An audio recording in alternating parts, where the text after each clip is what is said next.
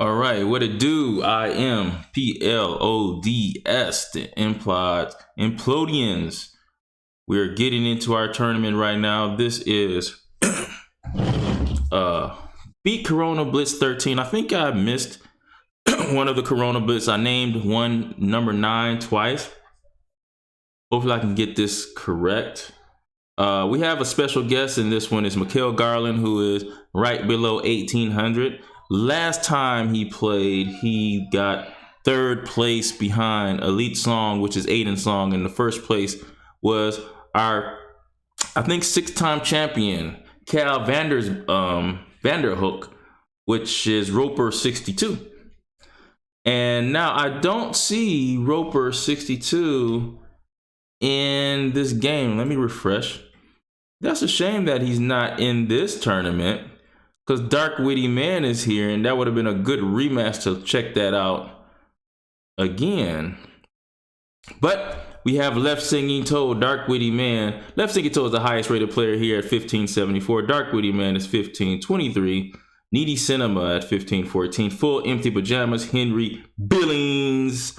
And he's 1395. Curve Things to Darth Menon at 1309. Combative Design is Adi Izel. Select Fact.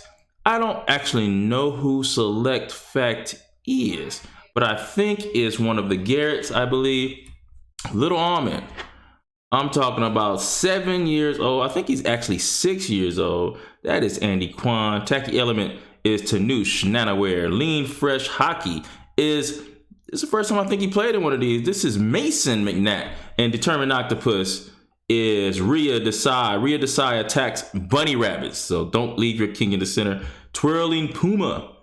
Twirling Puma is Anish Harry. This is the first time he's played in one of the Beat Corona Blitz tournaments. Ready Puzzle. Barnard's top board on the reserve section. This is Aryan Kedar. And top Madhouse is the young upstart Zachariah. Strange Boat is Drew Puzzle Demon. And Past Empty Room is a new person to our group, invited by, I believe it was Left Singing Toe. I believe that's his friend, but she's coming there. Past Empty Room. Best Singing Hula. I am not sure who this is. Sour Random Dryad is Ananya. Ananya is like 6 years old. Goes to Barnard, the champions. Best Singing Hula. Let's see. Oh man, that's Zayna. Zayna is Mason McNatt's sister, brother and sister. They are twins, and she's gonna play today. What a nice surprise. And then Sour Random Dryad is after that. So let's get into games. We have, I'm actually sorry that I put 18 rounds, because it's going to be 9 rounds of games today. I would like it to be at the most 7 rounds. So I apologize for so many rounds. Didn't expect that many players. So in the future, I'm going to set it for 7 rounds at the most. Okay. But this gives you a lot of chances to come back. That means these games are going to go to about 6 p.m. Parents, to let you know. 6 p.m. these games will be going. All right. So now we have, so how it goes, I would say we have, let's see, we have Left Singing Toe and versus Lean Fresh Hockey.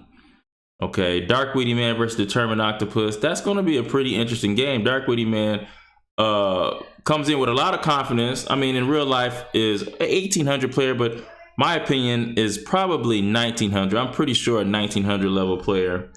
But Determined Octopus, third grader Adi Azel is, I mean, if you seen the last game that he played against Roper 62, who is a 6-time champion, Adi Azel ran out of time, but I mean was crushing Roper 62 at that moment and just ran out of time there. So you see the talent in Determined Octopus. Twirling Puma's first time here, but has a lot of experience playing Needy Cinema.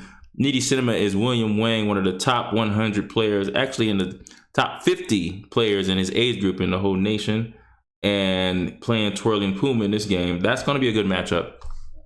Top Madhouse. Now, little Zachariah is going to get, I think Zachariah is getting better in playing these chess tournaments, and you got to watch out for him in the future. He's playing Curve Thing Waddles top board, actually. Waddles, top, actually Curve Thing and Twirling Puma go to the same school, and Curve Thing actually is the top board at that school. So Top Madhouse has a chance to get a pretty good upset there. Sorry, Random Dryad. Sorry, Random Dryad. This is her first tournament. She's 6 years old. I taught her how to move the pieces, so she is just a baby. She's playing one of Barnard's, I mean, I don't know how many championships Tacky Element has, but has enough. And this will be a good matchup. They both go to Barnard. So let's get to the top game. So there's already been some decisions here. Needy Cinnamon has won his game. Full Empty Pajamas has won. Select Fact has won. Little Almond has won the game. And Strange Bolt has won his game as well. The game was Strange Bolt. I wonder who he was playing. That might have been a big upset there. It could have been. Okay, so let's go into our top game left. So that's Lean Fresh Hockey versus Left Singing Toe. What I'm looking at here, I'm seeing Left Singing Toe has an extra pawn, but with the difference in rating, man, Lean Fresh Hockey is holding his own. Now the question is, can he get a draw here? That's the big question. Is it possible to get a draw down the pawn? Because that's what White would like here. White is worse in this position. Will I say losing? Losing, probably. Losing is a hard word because there's so much left of the end game. For instance, if there is just rooks on the board, one rook left, I think White could draw. The drawing percentages go up, but that wasn't the best move, Rook E3, because you can add more pressure with bishop to B5, and this bishop on D3 is okay. So Lean Fresh Hockey just chooses to take the piece and go and try to do a rook and bishop versus two rooks. Left Singing Toe right now is a veteran, very positionally sound. In-game skills is pretty good. No panic and time pressure. Really solid player. And since he's so solid, I think that Left Singing Toe will definitely convert this win here. So let's go to another game. Let's see. Dark Witty Man. This is our guest here. And I mean, he is upset about what happened the last tournament. Because he got beat by one of the top players in my mind, which is Roper 62 in the whole nation, I believe. He hasn't been ranked yet, top 100, but I am sure he will be in the top 100 eventually. All he has to do is get more tournaments under his belt. You're talking about a kid that is over 1,600 and has probably played maybe 7 tournaments in total. 7. So, and I'm interested to see what was his provisional rating or his rating after he played 25 total games. But you know, we're talking about a top talent here. But of course, Dark Witty Man is a 1900 strength player. Also hasn't played as many tournaments as some other talented top players, but you see Determined Octopus trying his best, but doesn't seem like So here he could have played bishop takes b2 and kept the bishop controlling the g7 square, which was the checkmating square. Now, wait a minute, what happened here? I don't know what happened there. Wait a minute. Oh, it was a check. I see. Wow, so that was an excellent move. So you're talking about, and you're talking about this kid is 8 years old, I believe. Could even be 7. It's 7 or 8. And wow, what? He resigned? Wow. So Combative Design has our guest star on this tournament, Dark Witty Man, who is an 1800 player. Guess what? Adi Azel, Combative Design, won the game because Dark Witty Man resigned that game. Youch. Just disgusted. But you can't underestimate the power of the Implodians. We have a system that is universal, works in rain, sleet, or snow. And when we use that system, it doesn't matter what humans that are across the board from us, it works. So there you go. That's evidence of that. And also, I would say the Combative Design played in a live tournament before Corona. This Corona pandemic has happened. He played in a live tournament, and guess he beat a player that is 1798. And I think it was like 20 moves or maybe 19 moves or something like that. Crushed this person. So you look out for Adi Azel, Combative Design. He will be a top 100 player. I 100% guarantee this. And he displayed that against Dark Witty Man there. Okay. We have one more game here. This is Sour Random Dryad. Let's see here. Tacky Element is up a lot of pieces. And it looks like I see mate in 2 moves. Because he has to go, he's forced to go king h2 and then bishop takes f4 should be checkmate, and that should be it. So Sour Random Dryad, keep at it, keep playing these games. You get better and more experience you get. So Tacky Element should win that game. So right now we got Left Singing Toe. Oh, actually I'm gonna wait for that. But Left Singing Toe won this game. Needy Cinema, Full Empty Pajama, Select Fact, Little Almond. I wonder if that was an upset or not. Tacky Element, Determined Octopus wins the game in an upset. Top Madhouse, Strange Bolt, and Sour Random Dryad as I wonder why they have her with, oh, because she has a bye probably. So she gets a bye. Okay, let's look at these games. Oh wow. So I don't see Dark Witty Man anymore because after that loss, he dropped out. That's unfortunate that he would do that. So disgusted in his play, he drops out of the tournament. It's unfortunate for us because he could have bounced back. But when you get bit by an Implodian, it stings. And the disgust, he had to drop out of there, or he felt he had to do that. Okay. Ooh, let's see here.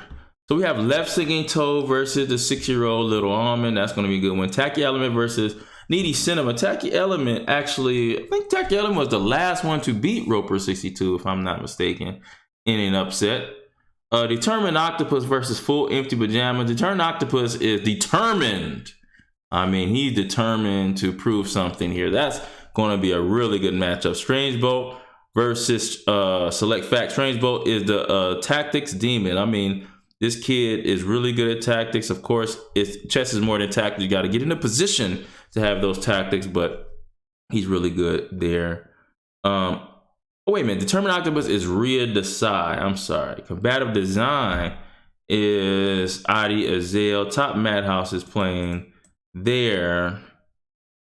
So hold on. Maybe it was Determined Octopus. So I'm sorry. I get Determined Octopus mixed up with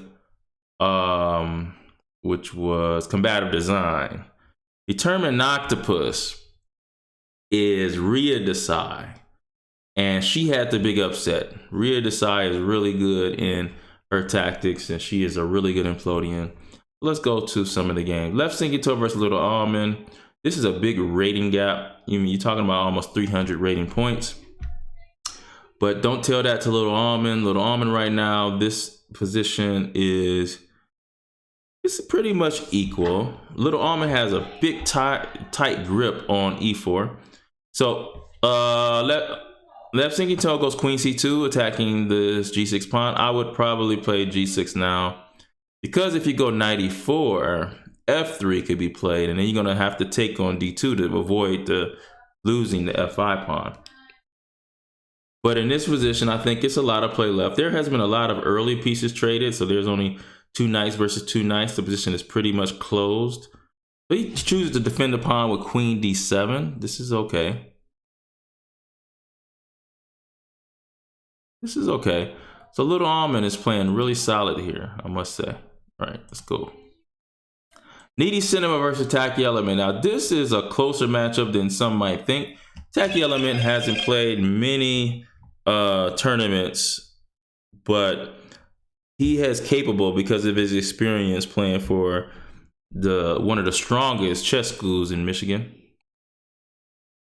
So right now I see that is equal in material. The only difference is the bishop pair. Right now the bishop on c3 is not that great of a piece.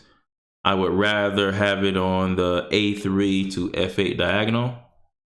Or maybe he's planning on playing e4 and opening up the bishop's diagonal by trading these center pawns off and opening the position. If it's a problem with these bishops, then black could try to trade off this bishop for one of the other bishops. For instance, like bishop a6, like queen c8, bishop a6 could work. But right, I think that no one has an advantage here. If anyone I would choose, it would be probably white, because this is pretty good pressure on the c file. But as you see, Tacky Element plays rook c8 and make sure that there's no problem with the c7 pawn. So this is gonna be a battle here.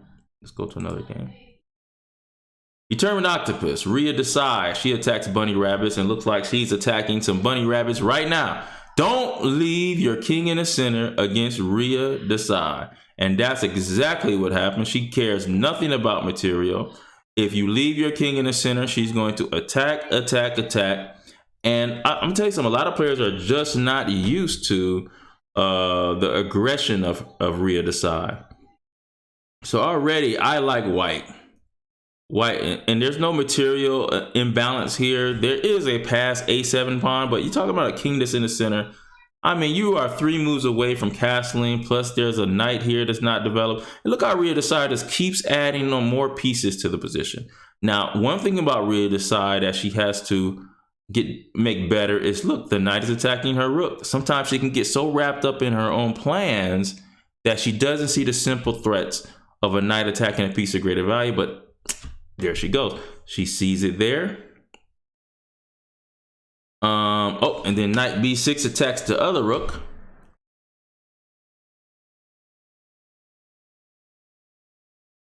So I believe maybe you would go rook to c1 to protect your back rank.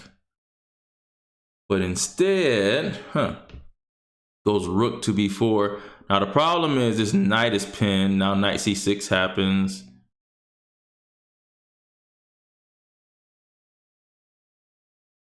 Now you gotta probably go rook b1. Just protect your back rank.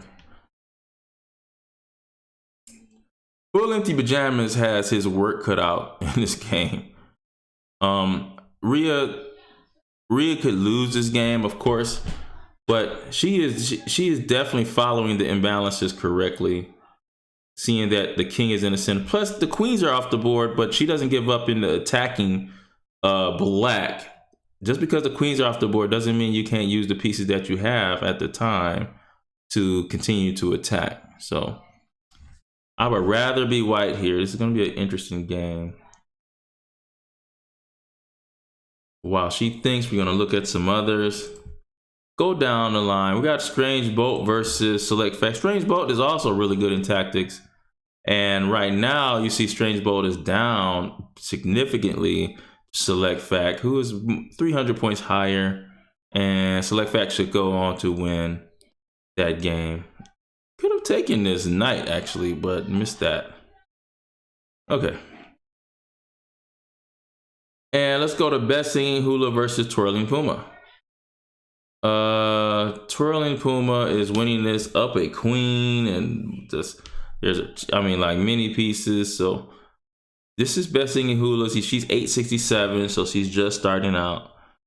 And Twirling Puma should win that game. So we go back to Determined Octopus versus Full Empty Pajamas. This is the best matchup of the round. Seemed like there were some trades. Wow. So everything now, it looks like, wow, what happened? Determined Octopus is actually down a piece. Plus there's a threat of Rook A1, checkmate in 2 or 3. Rook A1, Bishop C1, Rook takes E1, Knight E1, Rook takes E1. And this doesn't look so good. But you always gotta watch Determined Octopus, even though there is material advantage. Man, just look at this king in the center here. So here, correctly, Full Empty Pajamas wants to trade pieces, which is the correct thing to do. But here Rhea decides doesn't care about that. This allows the knight for bishop trade because of the attack on the f7 pawn. Now Full Empty Pajamas can play bishop e7, which stops the knight takes f7 threat. And also attacks the unprotected knight here. But after bishop e7, I believe that knight to e4, bringing the knight to the center of the board, threatening the b6 pawn, is going to be the best. So that happens. Bishop e7, I predict knight to e4. Of course, if castle, rook takes e7, and the position is more so equal because you give the piece back. So still can't castle yet. There it goes. We're threatening rook takes b6. But of course, if we go rook takes b6, then castle is an option and black should be winning. It's up a full rook for no compensation.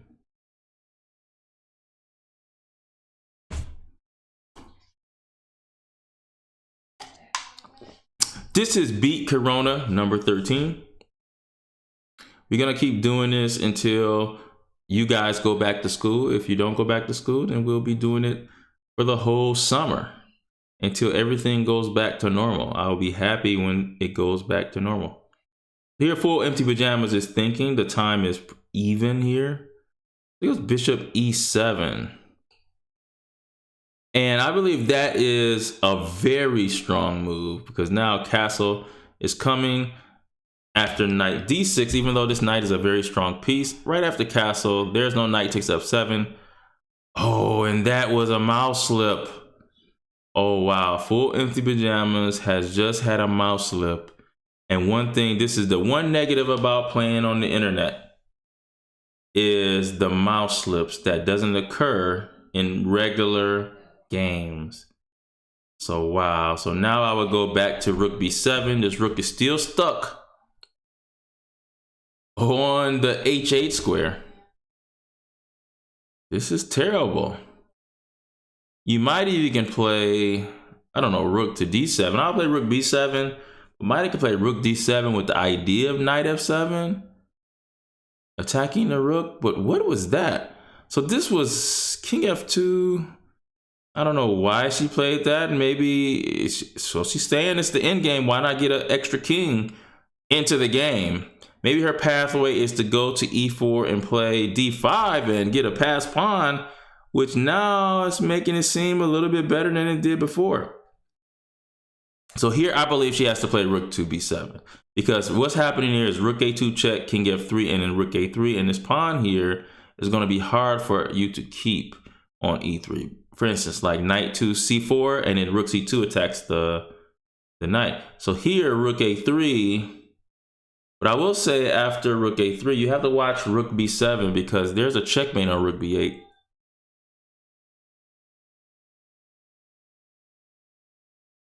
Wow.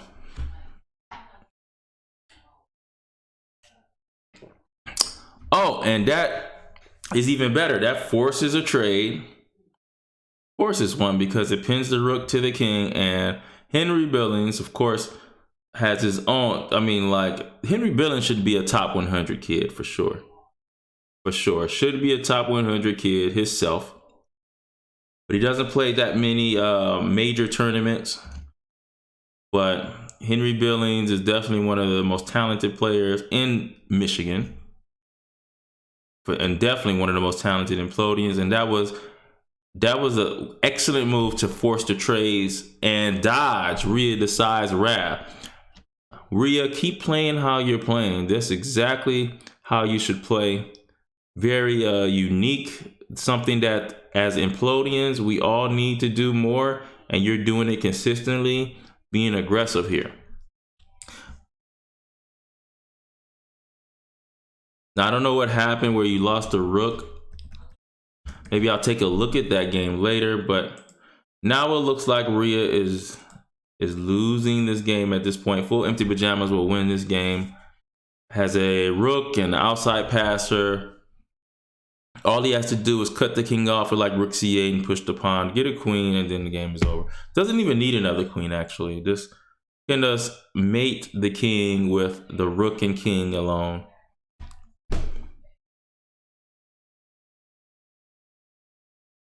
Yep.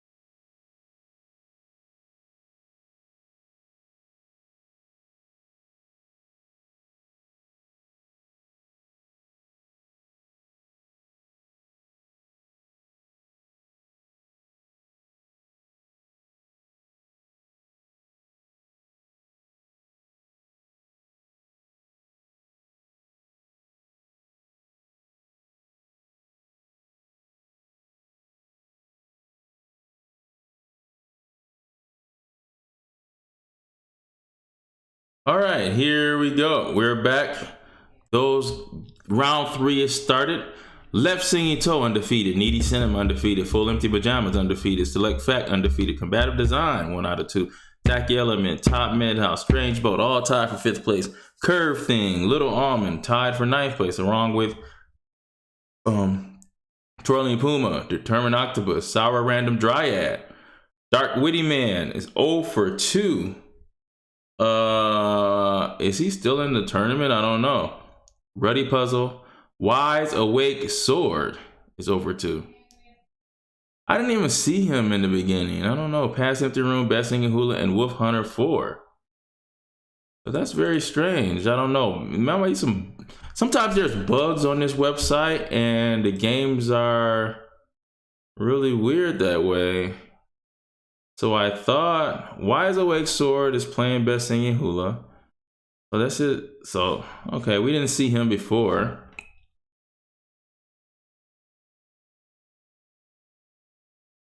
And I believe, let's see here. There's a lot of bugs on this site when the tournament, so sometimes you can't see, sometimes people get kicked out. But let's give a shout out to Wise Awake Sword. This kid is a teammate at Woodlands with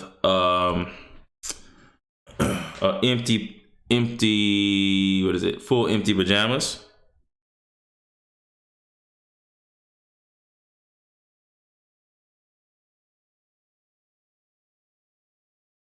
I was gonna give him a shout out with his name. I don't know what his name is at this point. Let's see. Yeah, I don't know his name, but shout out. Shout out to Wise Awake Sword, man. Thanks for joining us. We're gonna actually take a look at your game. Wise Awake Sword is not castle, so rule number 1, castle. Oh, wait a minute, hold on, I'm sorry. He had a attack here with queen takes. Let's see what happened here. How did this happen? Okay, Wise Awake Sword tries for the 4-move checkmate. Let me tell you something, Wise Awake Sword, don't do this. Now, against Best Singing Hula, who's just beginning, you have success, but most of these players are experienced. If you do this, you're just begging for a loss. So you need to stop doing the 4-move checkmate. It does not work unless somebody is a beginner. If they're not a beginner, then you're gonna have a tough time in your chess. All right. Here we got Full Empty Pajamas for Left Singing Toe. That's the marquee matchup. Select Fact versus Needy Cinema. That's also a good one. Determined Octopus, which is Ria Desai versus Curve Thing. Combative Design versus Twirling Puma. That's very interesting. And Little Almond versus Top Madhouse. A battle of the 6-year-olds, I believe. Tacky Element versus Lean Fresh Hockey. Strange Boat. Sour Random Dryad. Ruddy Puzzle versus Pass Empty Room. Let's go to the top boards now. We're in round 3. And we see Left Singing Toe has the black pieces. Everything is the same here. White is better in this position because of this E5 pawn. I have to watch this because now black is trying to dominate the C file because there's a backward C pawn here. So the big problem is knight takes B4. Also, wow, he goes bishop takes H7. Knight takes B4 is actually a threat here anyway, but he gets the pawn at least. Knight takes B4. And maybe a move like queen to D1. After rook takes H7, you have C takes B4, and I think white is still better because the king is in the center here.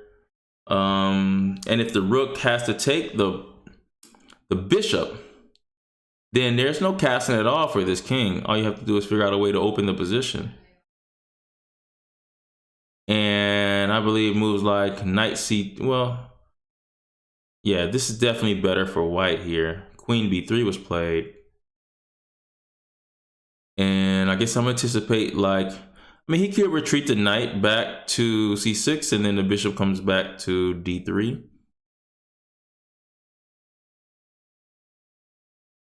But he goes rook takes a7, and now we have, oh wow. Okay, he goes queen takes b4. So here we have bishop c5 is a play. Bishop c5, queen b3, queen 2. Let's say queen b3. If queen b6, you have to trade queens because of the attack on the f2 pawn. So I'll say bishop c5, queen b3, a5 instead. Maybe queen f4. Yeah, I would say queen f4. Black has the bishop here, and this bishop on d7 that is bad can get to d7. So maybe you would go queen b3 to stop bishop to b5, having the bishops on this really good diagonals on a7 and b5. But then again, I still think that white is better in the long run. So queen b3, there's no bishop b5, but there is a b5 though. Oh, I think that past empty pajamas. Okay, so already you're seeing queen takes f2 as a threat. But here we should meet that with queen c2 attacking the rook here on h7 and protecting the f2 pawn. You also have knight d4, which is possible. Bishop e3 is also possible. Actually, it's probably even better. Much better. Because when the queen moves, then the bishop on a7 is lost. Or is it? So for instance, like you can save the bishop by going queen. Oh no, I was thinking maybe queen c7. Bishop takes a7, b6. But that doesn't work because a bishop takes b6. So,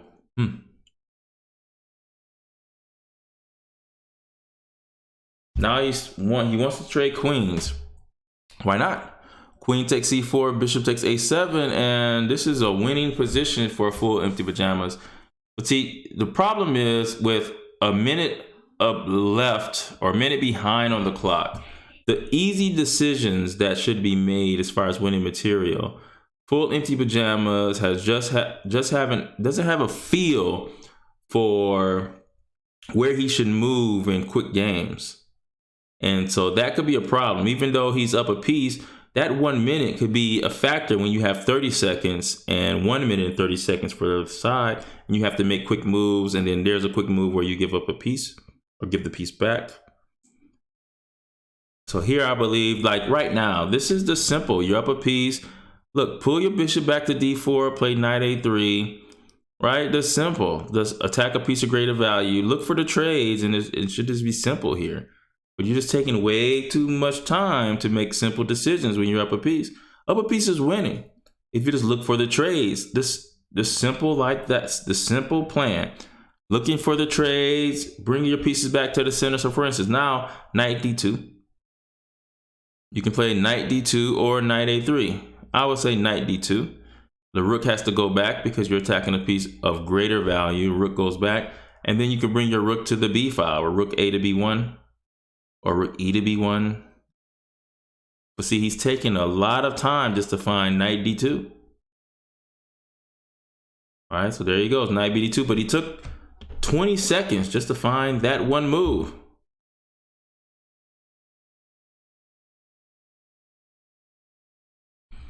Now I'm expecting maybe like rook c8 or rook c6. Rook a to b1, b6. Maybe no, b6 doesn't work. Maybe rook c8, rook a to b1, and bishop c6. And then c4. Like the best route to go. All right. We're going to go to another game. Let's see. Combative Design versus Twirling Puma. Anish Hari Wados versus Adi Azel. Oh, no. Combative Design, yes, Adi Azel. Actually, let me get this right. Combative Design is... excuse me.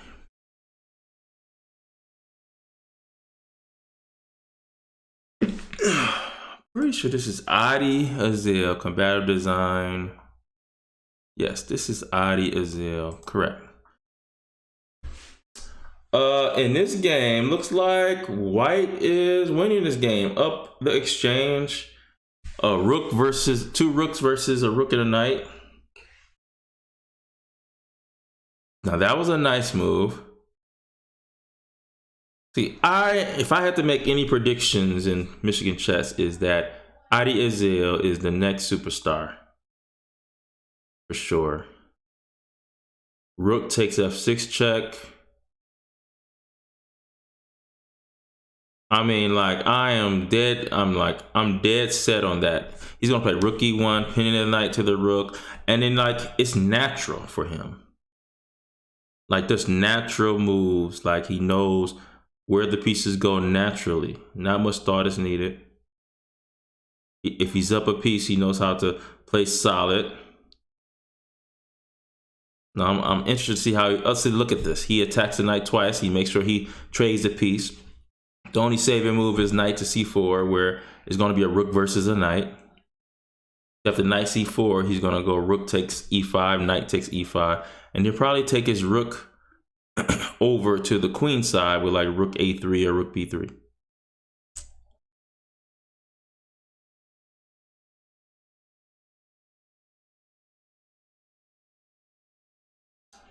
So he goes knight g4 instead. And actually, you're talking about like Adi Azel, who's combative design, William Wang, Marcus Zing, who also in Implodian actually, even though I don't give him lessons at the moment, but he's in Implodian as well. You're talking about Marcus Zing, who's young, 3rd grade, Adi Azel, 2nd grade, I believe. William Wang, who's a 3rd grader. Inba, Pleasant Sugar, 3rd grader. This is some of the best Implodians that we've had ever at that age. Not including like Andrew Friedman, who is just 10 years old, rated 2000.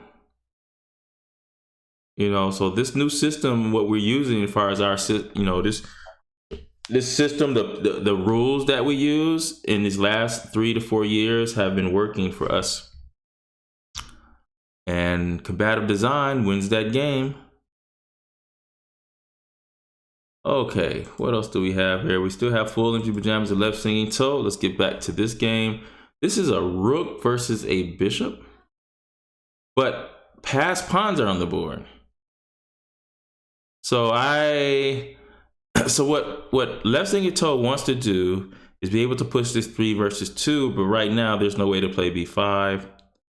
So he's gonna bring his king close as he can to he's gonna bring his king to b5, hopefully, and play a6, and then king c4 and b5, and try to push these pawns here. What does white need to do to stop this? I believe white could play, yeah, well, I don't know about that, because now you're gonna get hit with bishop b5 check, king c2, and then maybe bishop c4. And I don't know if I like bishop c4 because of a3. a3 is a problem. So maybe you gotta play bishop to, okay, so now a3 is not a problem as much anymore. Or no, it might still be. So after a3, wow. Wow. So now the d4 pawn. But look how left singing toe improves his king. Takes there, okay. Maybe queen takes c3 is the best move, protecting d4. That's right. And I wonder if you could play like a2. Okay, so instead he plays bishop to c4, threatening a2. And the rook is going to be stuck on a1. And I'm not sure how you win this game with white anymore. Look at the technique that left singing toe has in the endgame. That's very mature for left singing toe. Samrat Zagard. Now I believe he's just gonna play a4 and a3, or just play a4 and bishop to b3, and that's pretty much it. He has to find an entry place for his king. So I don't know if black can win. This was an excellent move, by the way, with f3. So it doesn't, maybe black can't win. Now you can't allow black to get to b2. That's a no-no. That's what he wants to go. Maybe he wants to go king c6 to b5 to b4. And white might be in zugzwang here. That's possible. So for instance, if I go king b5, how do you stop me from going king b4 to a3? Oh, you just play king c3 and don't let me out. That's true. Now, I didn't like that move. But maybe he had no other move. See, oh man, I didn't like that move either. So he could have played king c4 and gained entry. Now we go king c2. Oh, but this is that was a big blunder there. That was a horrible blunder. You couldn't allow black to get to king b2. And Full Empty Pajamas has lost a game where he was up the exchange because left singing toe's in-game skills was much more superior. But also, look at the time. Remember those simple moves that Full Empty Pajamas could have played? Simple. Came back to bite him in the end game where he really needed the time.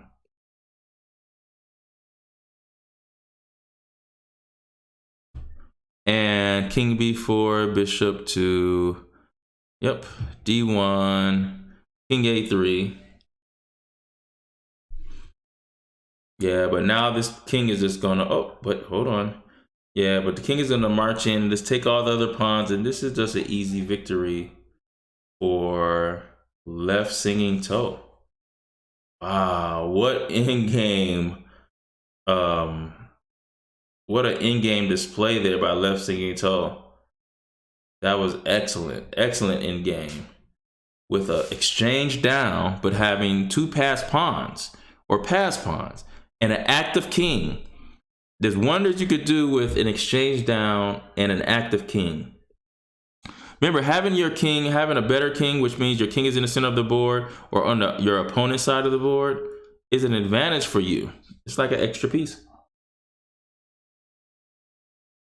Okay. That is our last game. Should be a resignation coming here soon.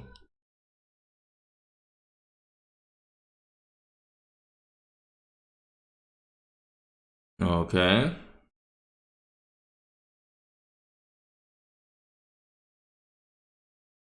And there it goes. So we're gonna go back to the tournament, look at the standings here. Needy Cinema and Left Singing Toe are both 3 for 3 undefeated. Combative Design and Top Madhouse has scored 2 out of 3 and is tied for 3rd place. Elijah is doing his thing here as I think Elijah is like 5 years old, something ridiculous like that.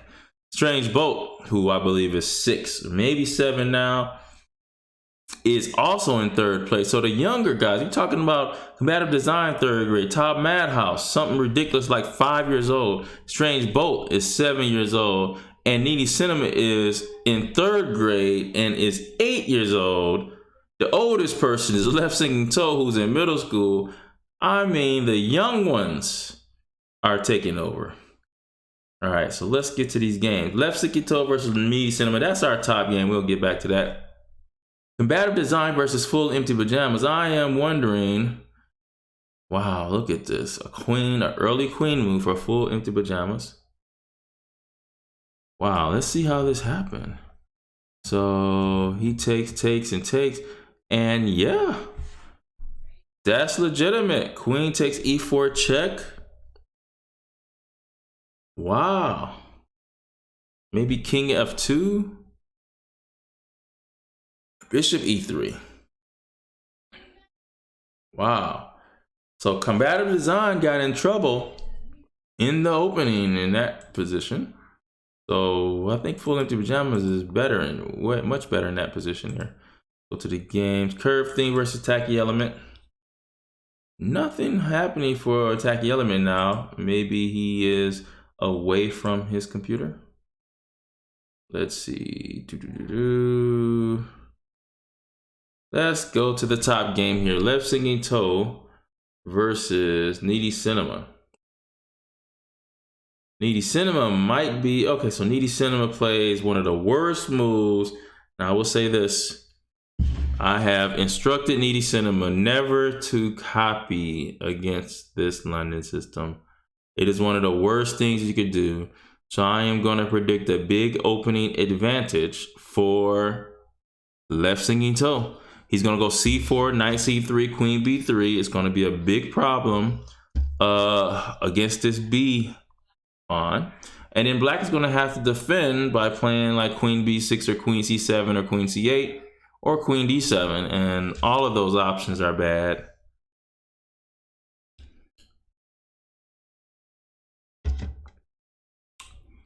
Now he could be thinking there's another way to play this is bishop takes b1, rook takes b1, and then queen a5 check. But here, now I say Left Singing Toe did this a little in a different order, but it should be fine. The problem is after queen b6, c5, and then queen takes b3, a takes b3, bishop takes b1, takes the rook away from the open file. That's why the knight c3 move is a much better move instead of queen b3 right away. Because we want our rook to be on this open file, putting pressure on the a7 pawn. Also, we would like our double pawns after these trades of queen b6, our double pawns to put pressure on the a7 pawn by threatening to play b6 eventually. Needy Cinema is down 3 minutes in this position, and that is devastating when you just think about the time. So queen b6 is played. I know c5 is coming immediately because we just worked on this, me and Left Singing Toe. He's Needy Cinema has fell into preparation. Fell into some preparation here. And you see how quickly Left Singing Toe takes that. Now b5 is coming. I mean b4, threatening b5 because of the pin of the a6 pawn. This is terrible. This is very bad for. Now I will say this. The problem is I can play bishop takes b1. You got to play rook takes b1. Then I'll play knight d7. If you go back to the a1 square trying to take advantage of the pin, I would just move my rook to c8 and I'm fine. So that's why the move order that Left Singing Toe chose was not as good, because there is no knight c3. So William could trade bishop for knight here. He should be fine in a closed position where the bishops are not as important in a position like this. But he is down almost 4 minutes because of what? Preparation. Left Singing Toe has more time than he started with because of what? Preparation. He knows this position by heart. He knows the ideas and the targets. He knows how to use the open file. He knows how to use the positives of the double pawns. He knows this. Where Needy Cinema is not familiar with this, and is 4 minutes down in time. You're talking about the two highest rated players in the tournament, and one player is 4 minutes down, over 4 minutes down in time. It looks like he's just losing blood as I speak. Will he move?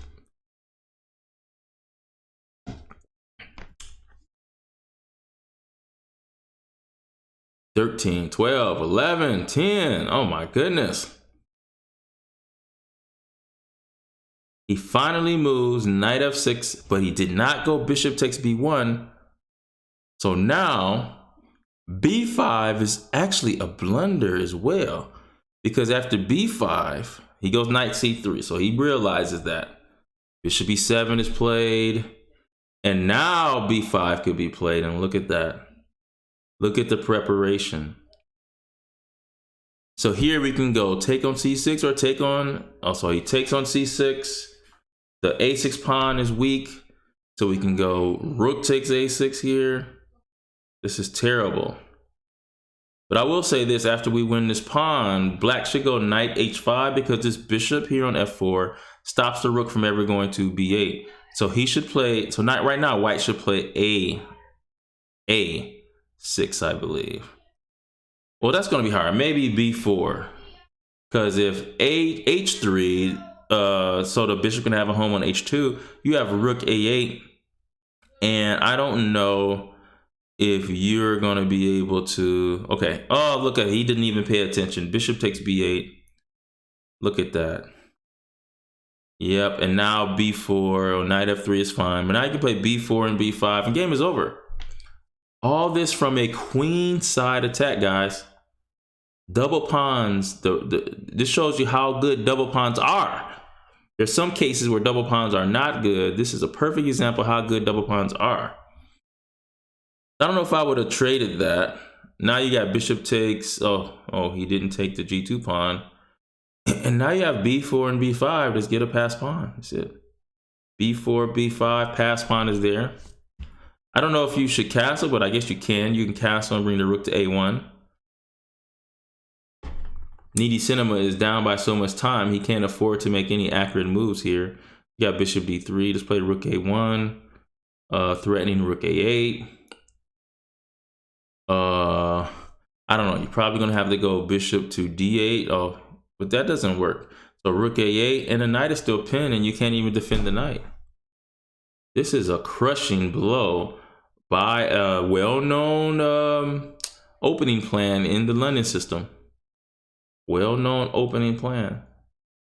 So I say rook takes b8. Now you're down. I mean, that was this dominant preparation by Left Singing Toe. It was this dominant, no chance for Needy Cinema in that game. All right, so combative design versus full empty pajamas. Full empty pajamas. We see two knights, a bishop, two bishops, and a knight. For some reason, white's king is in the center here. But right now, this bishop on c8 is not good. It's hard to open the center as well. You did have check here.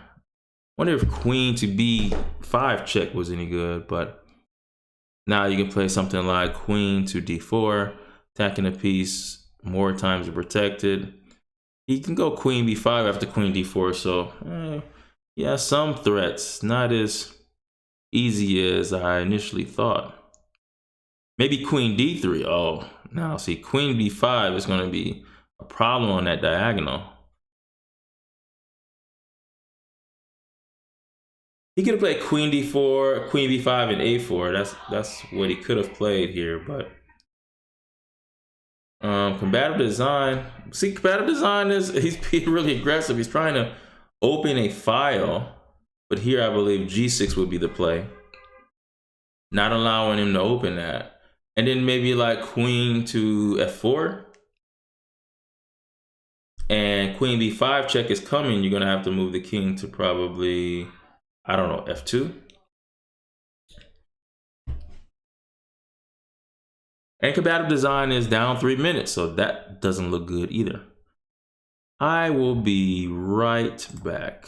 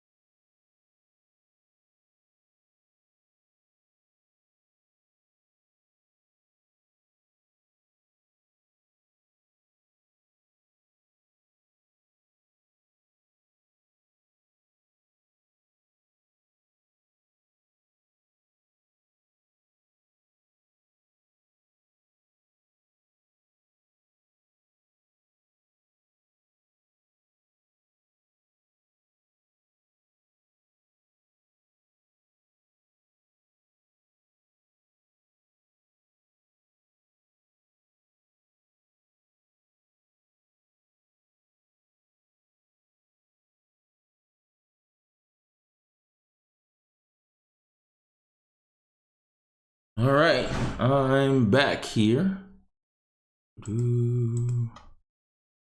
What's happening here? Full empty pajamas. The material is still in his favor. He has, what, 4 extra pawns? And look at this king here. Now, this king might seem to be bad, but with no queens on the board, you got to watch this king. This king can actually be a really good piece. This king can actually be a superstar.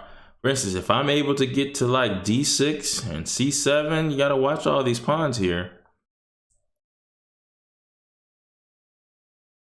Maybe rook to e7.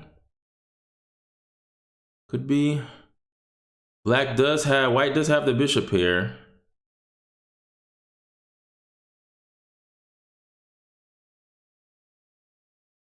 Now here, what he's threatening is bishop takes f6 and rook takes f6 and rook takes d7, which will win. But there's a check there. Youch. But after knight takes, but he thought maybe he could go, but there's a knight takes h3, and that is a problem.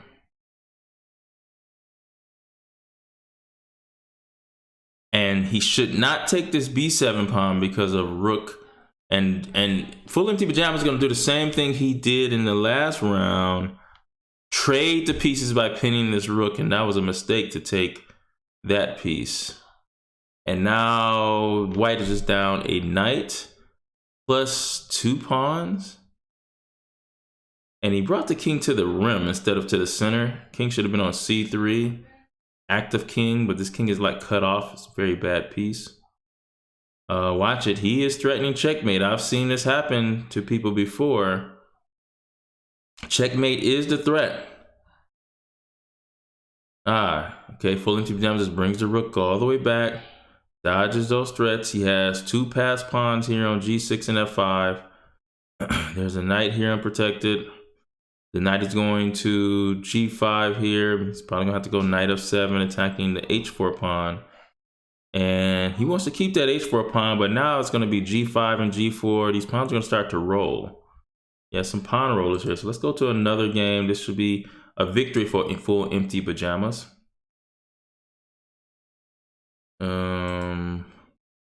Oh, that's the last game of this round.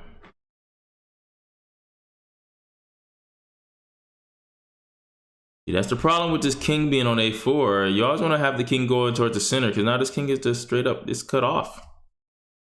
There's nothing for this king to do here. Maybe go king a5 to king to a6 and try to attack the a7 pawn. You have to try, but it doesn't look good here. That's what he's trying to do now, to go to king a6. He could have tried, well, this is just a losing game because these 2 passed pawns, once black realized that he can just push these passed pawns, it's going to be game over. Game over. Now there's a check here. If you're greedy, you would take the check. If you just want to win, you would play rook to b5 and keep the king cut off. Takes on c6. And now it's time to push the pawns. f4, rook f3, g5. Or actually, no rook f3, f4, rook f3, knight to e5, forks the rook and the king.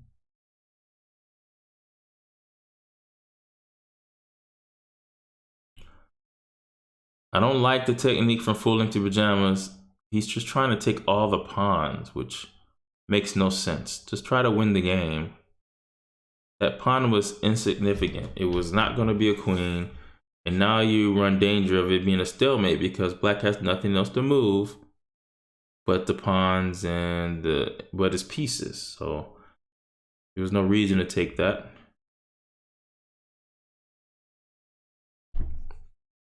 Combative design is a fighter. He's still fighting. Probably gonna, if you want to try to draw, maybe bring the rook all the way to e1 to try to organize a bunch of checks, and maybe you can force him into some type of mistake.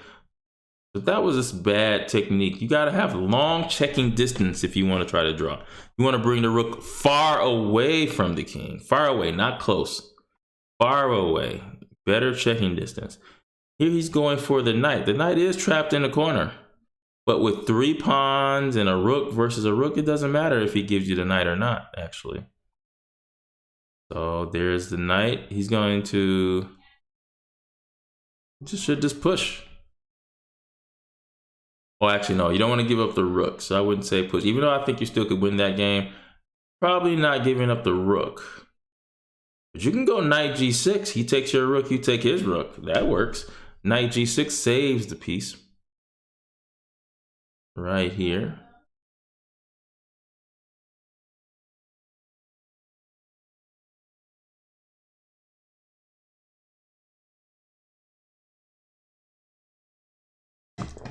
Okay, he just pushes.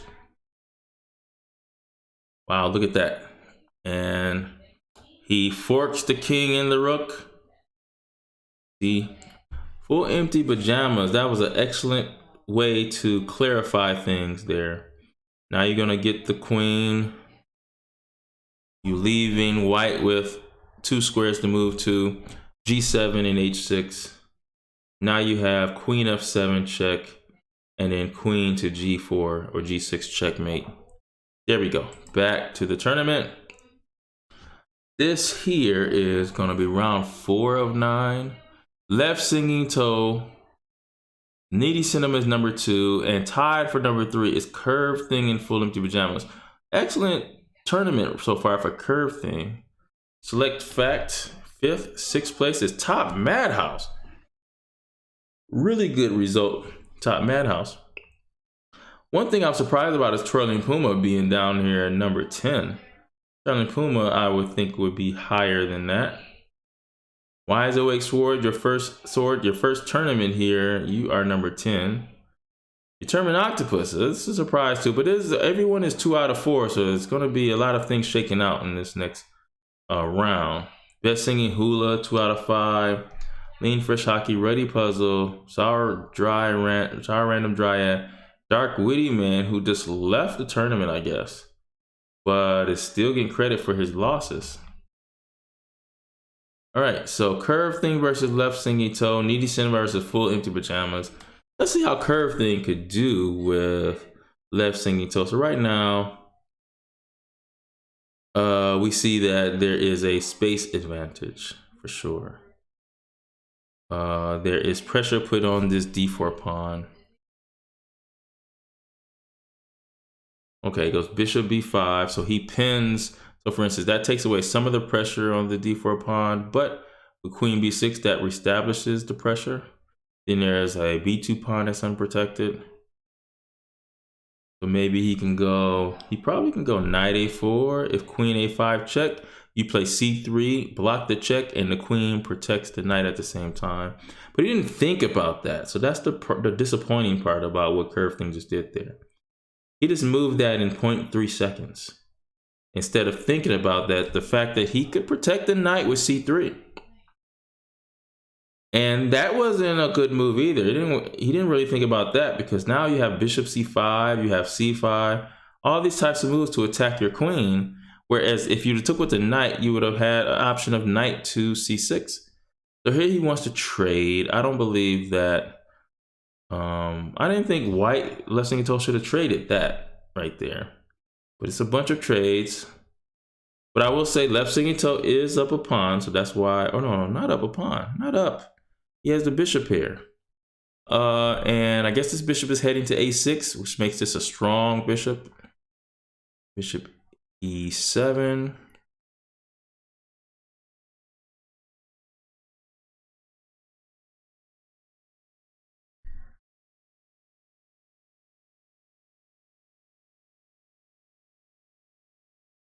I think I would have played like bishop to g5 to get rid of my bad bishop.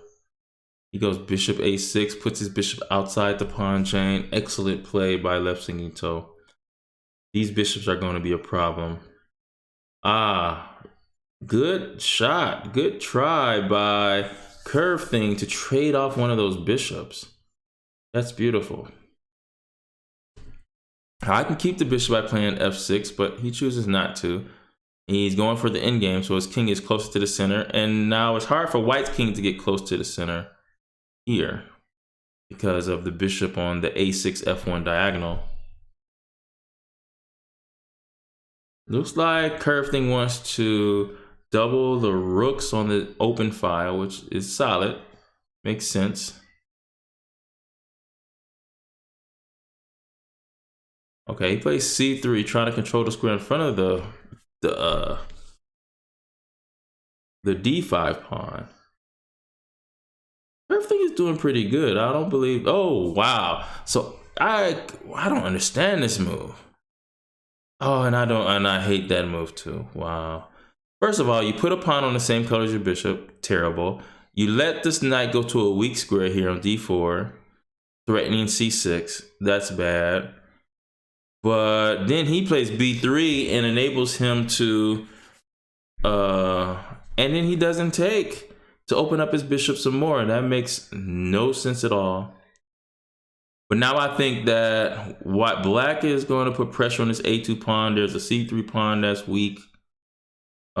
He could have probably played knight to d4 first because he would be attacking a b5 bishop. That I think was more accurate, but there's going to be some pressure on this a file. There was so many missed opportunities for both sides there. It wasn't played according to the material that you had on the board, the bishop versus knight situation. Made the bishop worse. He didn't get his knight to d4. So this is not good play. All right, so that makes sense. So now he's threatening to go, probably you got to go rook b2 because of bishop b3, you go knight takes b3, maybe. Okay, so he defends that, I guess. But the problem is this a2 pawn is gone because, and this is beautiful play by left singing told to put pressure on this a2 pawn, knowing that it's backwards.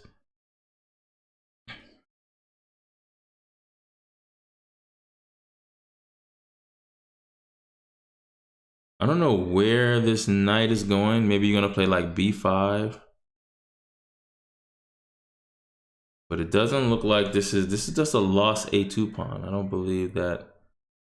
Oh, you're gonna play knight a5. That's very interesting here. Knight a5 is a magical move.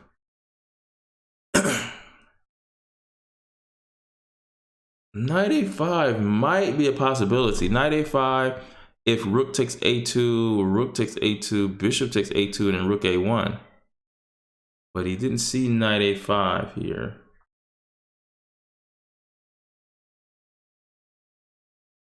Okay, and now with this rook on the second rank, bishop on b3, left singing toe is winning this game. But again, Curve Thing had some good plans and good ideas, but this wasn't working with this isolated pawn here. Now here he could play rook b1. There's going to be a b2 siding, and after b2 the threat is rook a1. But look what he did here. He moved in 0.1 seconds. That was terrible. All he had to do was go king h2, so he wouldn't be pinned. But he moved in 0.1 seconds, and anytime you move fast, you lose. So that was bad. He could have drawn that game for sure. If he would have came around with h2 to g3 to f3 to e3 to c2 and stayed off of that back rank, it would have been a higher chance for him to draw. All right, so this is round 5. Left singing toe is undefeated. Needy Cinema is right behind him with, oh, we still have more games. I'm sorry. Needy Cinema in full empty pajamas. We didn't look at this game. This is still in the beginning stages. Needy Cinema is down in time again, over 2 minutes down in time, but he has an excellent position.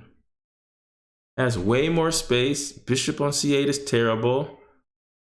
He can play e4 right now or use it later. He can go b3, bishop b2 if he needed to. Queen c2, e4, everything is there available for him. And wow, for some reason, he's taken an incredible amount of time to move. Now, if I'm black, I would like to play c5 at the right moment, but I think I'm gonna play like b6 here and bishop b7.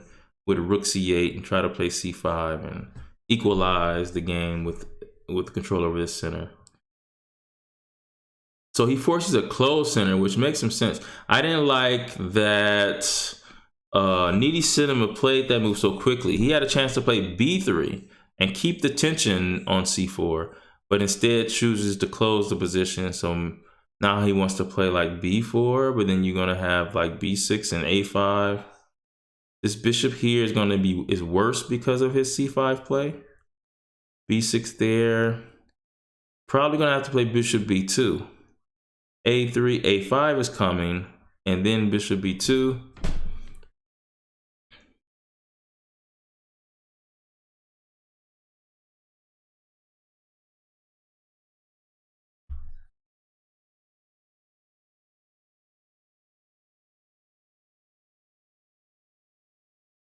Wow, now you have bishop takes h7 check. You can get that off right now. Got it. And then have your move ready. You should go bishop d3 right away. There you go. And he gets 5 more seconds, so he has 19 seconds. And now I think white is much better here, probably winning. You have to watch this h file. For instance, if you imagine a queen on h5, game is over.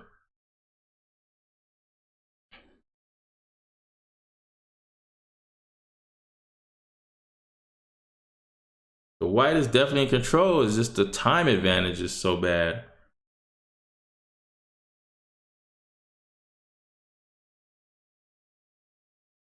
Lean Fresh Hockey and Top Madhouse. Now let's see. Top Madhouse has, wow, he has a queen. Move is it? He's up a queen. Bishop is being attacked. What's up with Top Madhouse? He's playing pretty good, but he chose the wrong square to put this queen. But look at that. Didn't even see that the bishop was hanging. So now will Top Madhouse see queen takes c4? Or even b takes c4? Actually, queen takes c4 is better because the rook is attacking the queen. So queen takes c4. Top Madhouse only has 50 seconds left, so he's down a minute. He does. He notices queen takes c4. Now he's threatening the d4 pawn. He's threatening the c2 pawn. There's knight d6 attacking his queen. He has to go to the right square, maybe queen to d3, which attacks the knight, unprotected knight, hanging piece. Or queen, he can win it now with queen b4 check, which double attacks the king and the knight. Queen b4 check is best.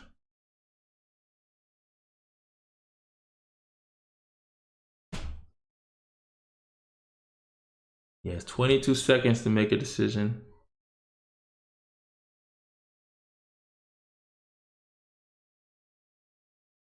Oh no. He chooses to take a pawn here, even though he has a check on e4. Now there is a knight f7 check. Black is still winning, but then you have knight to h8 plus rook g8 is coming. Will he see queen takes e4? No, he doesn't see that.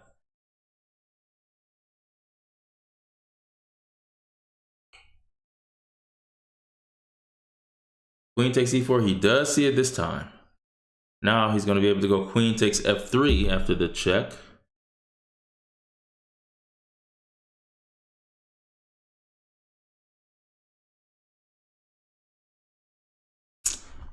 Wow, Top Madhouse with 19 seconds left trying to win this. This is a game is winning for black, but when you're low in time, you never know what could happen when you're that low in time. So queen takes f3, I expect. Top Madhouse needs to get the rest of his pieces out to finish the job. Can't just checkmate with just a queen. This could be to Top Madhouse detriment. Being such a young player and valuing the queen as much as he does could probably hurt him in trying to win this game. So for instance, look at that move. Now that was probably a result of time pressure, but now you see that there's going to be a discovery. He could have taken this knight with the pawn, but now there's a discovery on his queen, and now things are different. Now it's white who's winning the game. And now he's running low on time, 7 seconds, 6 seconds. He has to move, and now, boom, there's the queen.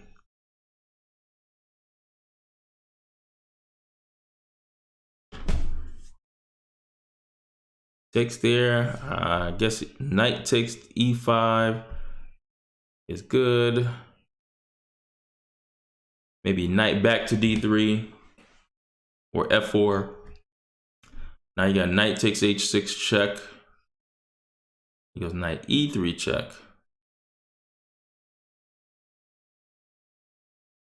Trying to keep time on the board. Knight check again. Will he go knight takes h6 now? Probably. Oh, rook e1 check. Maybe knight f6 or knight takes h6.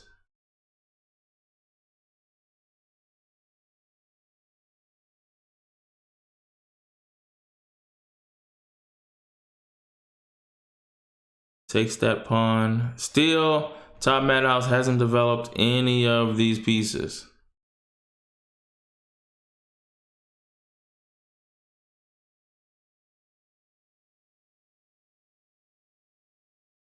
Wow. As his king gets closer and closer, he's gonna have to go to a5. Whoa. Rook e3, he's bringing his king closer, and then now this is an unavoidable checkmate. Rook c2, king b1, king a1, and rook e1, game over. And all this happened because Madhouse did not develop the bishop, rook, or knight from the side of the board. All right, let's see here. We still have Needy Cinema versus Full Empty Pajamas. Okay, both players are low in time. There is a piece advantage for black. Black has 3 pawns and 4 pawns for white. So, and this was an excellent move. Now Needy Cinema is threatening to put his knight on c6 or e6. The knight is going to be so strong on there, way more valuable than a rook. So he's going to probably go e6 here.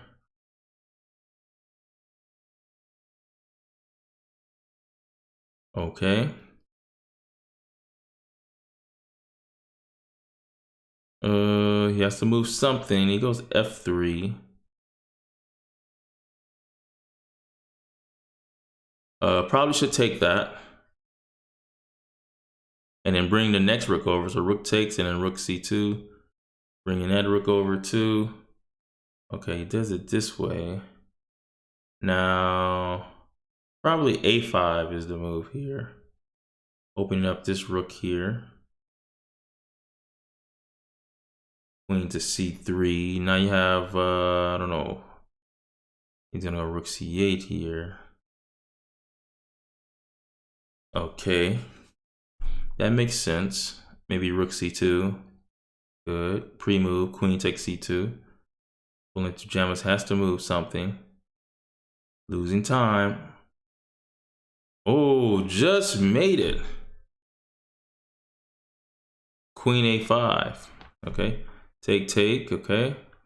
Wow, this is not a lot of time.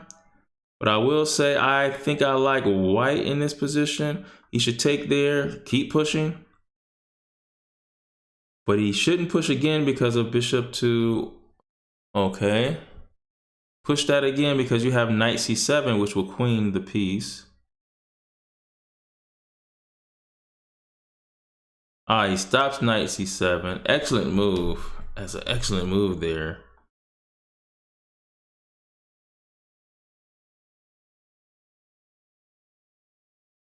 Now I think he's going to try to play f4 and e5, f4, e5, and push the center pawns forward. Where is he going? Looks like he's planning on going. I don't know where he's going because he can't go past, can't go b4, can't go a4. There's no entry squares for the king. Needy Cinema has 25 seconds. They're playing with limited time. Now, it looks like he wanted to do a pass pawn here, but he could have got pawn froze with b4. g5. That was a big mistake by full empty pajamas not to pawn freeze him with that move here. But he's getting a pass pawn on this side of the board. And it's going to be hard to stop this pass pawn because the knight covers f8 and covers f4. So he's pushing this pawn, and that pawn can't be stopped. The pawn can't be stopped. It's too late. Push again. Oh, that was an excellent move because now you have to just give up a pawn to get one. But this still doesn't seem like this is going to be that good either. Which one would you take? There. Now you have like knight takes g5 and knight c2, which will queen the pawn with a bunch of pawns available for you to push. Don't really like that move. So knight takes b4. It does this way. It makes no sense here. Okay, so he's doing it this way. Knight to g6, threatening to queen this pawn.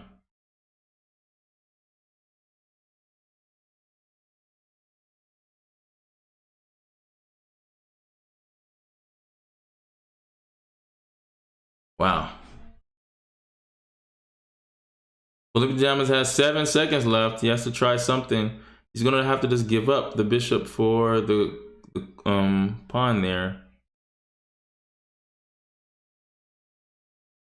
He's looking for a sacrifice, but it doesn't look like there's gonna be one available. We have to play e5 here, which threatens to fork the 2 pieces with e6.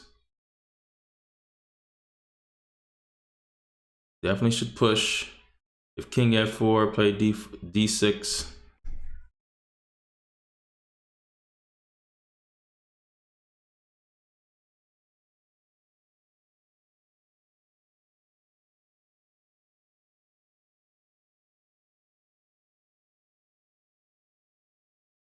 Yeah, this is already tough. He has to probably play a knight to d8.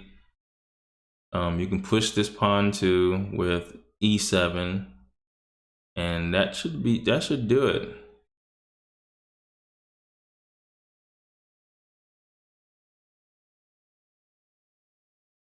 That should do it. You're gonna get a queen, but you gotta watch stalemates. He has king h6 available.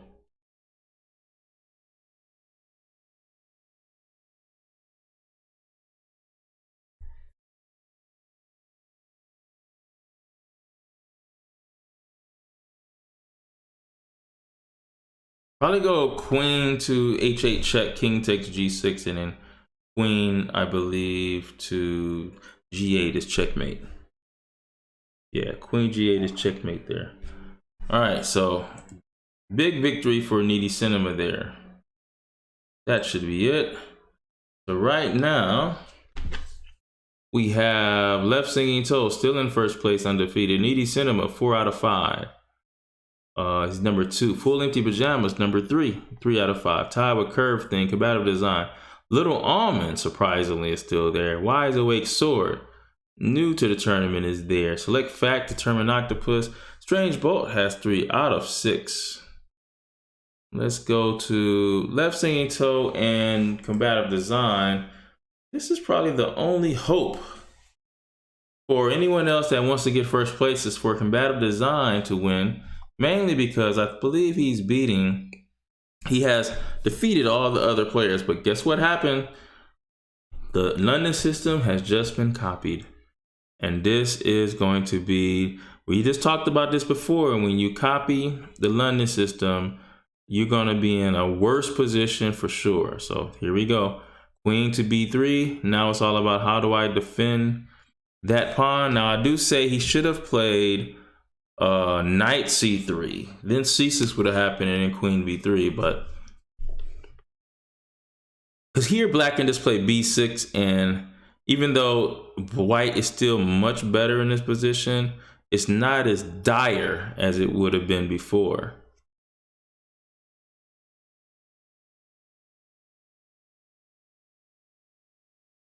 After b6, Now I'm wondering, you could play, you can play c takes d5, e takes d5, bishop b5, and then bishop takes b8.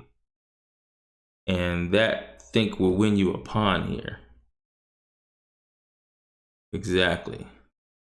That would have won a pawn there, I believe.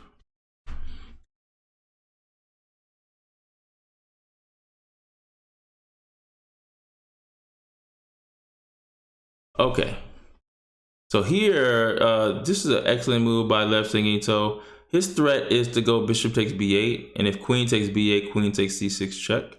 And if rook takes b8, queen takes c6 check. So here he just goes knight d7 and really just kind of ignores the c7 pawn. And now I think there's a problem. Rook c8. Maybe queen b7 after rook c8. Because there is no possibility of rook b8 because it's bishop on the h2 b8 diagonal. He hits the a2 pawn by going queen a4. But also at the same time, he protects the c4 pawn, which he just takes it with the rook. He doesn't see the bishop there. And now after d takes e4, you have queen takes a7, and this is just a crushing, again, opening where there was a London system. Being prepared is left singing toe. Someone copied the moves of the bishop, and it's just not a good position. And here he doesn't even take the bishop back. So now we have bishop a6, bishop b5. So many different ways to play. I think bishop b5 is probably better because the bishop b7 and I thought maybe we would have a knight e5, but I guess bishop b7, knight f3, and castle is probably okay. Queen takes a7 is on the docket. This up a piece here. This is up a whole rook here. It's terrible to be up down a rook in the opening. Hopefully you learn from this opening here.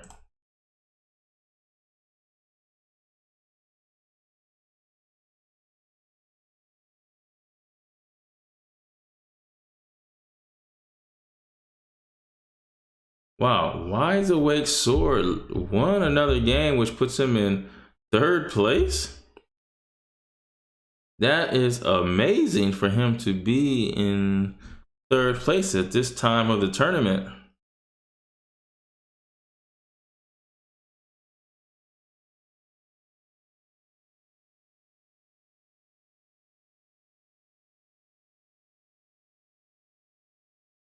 Needy Cinema versus Curve Thing. Curve Thing is black. And Curve Thing is looking like he's doing well. Oh, he's down a queen. So I will say that. But White's king is in the center, so you never know what happens when that situation is on the board. There's a check here. Maybe something like king c2. And here I would not trade my knight for this rook because you don't have many pieces as it is. But he did it anyway. I had to play like b6 so I could play bishop a6 and add another piece. But now when you're trading pieces here, white is just going to be better. So it's like, what's the count here? It's a knight and a rook versus a queen.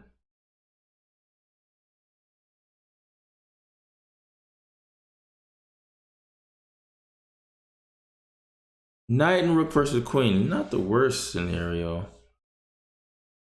And also black has an extra, what, 2 pawns?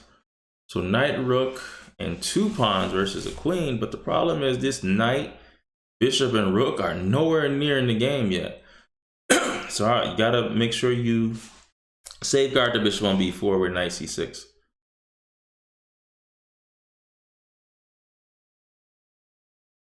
Knight c6, move like bishop b5, but look at what he did. He does not pay attention. So that is Curve Thing's biggest problem. If anything he needs to work on is being able to pay attention to what his opponent is doing, because he just makes too many blunders when that happens.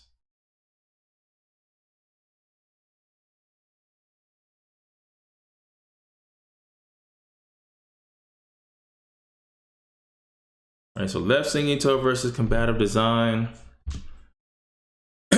Oh yeah, we already came to the conclusion that this is completely winning for left singing toe here.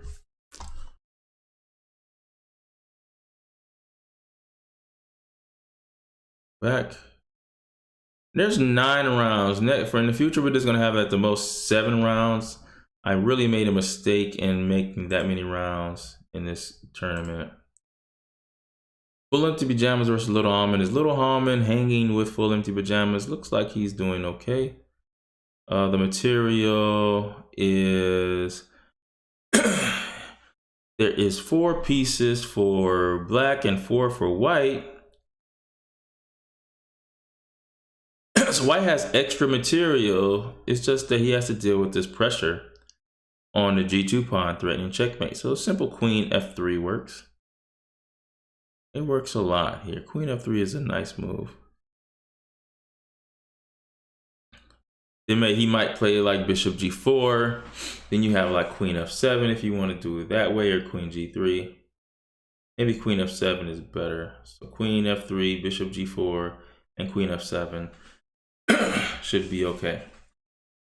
Queen F7 with the threat of queen to D5. So there goes bishop F3. I don't know if I like the move queen G3 because of this bishop is able to attack the queen with a simple E takes D4. And you're in some trouble at this point. You might have to play like F4 or something just to survive. But I think queen F7 is the better move. Because you're also threatening like queen G8 check, which wins the rook on A8. Queen F7, you're threatening bishop D5 and queen D5. So very important move for Little Almond here, who I believe it can find the right moves. Little Almond is probably winning this position. But guys to find the right moves. And I just noticed this king, there's no castling. So what did he do here? Whatever he did looks very good. So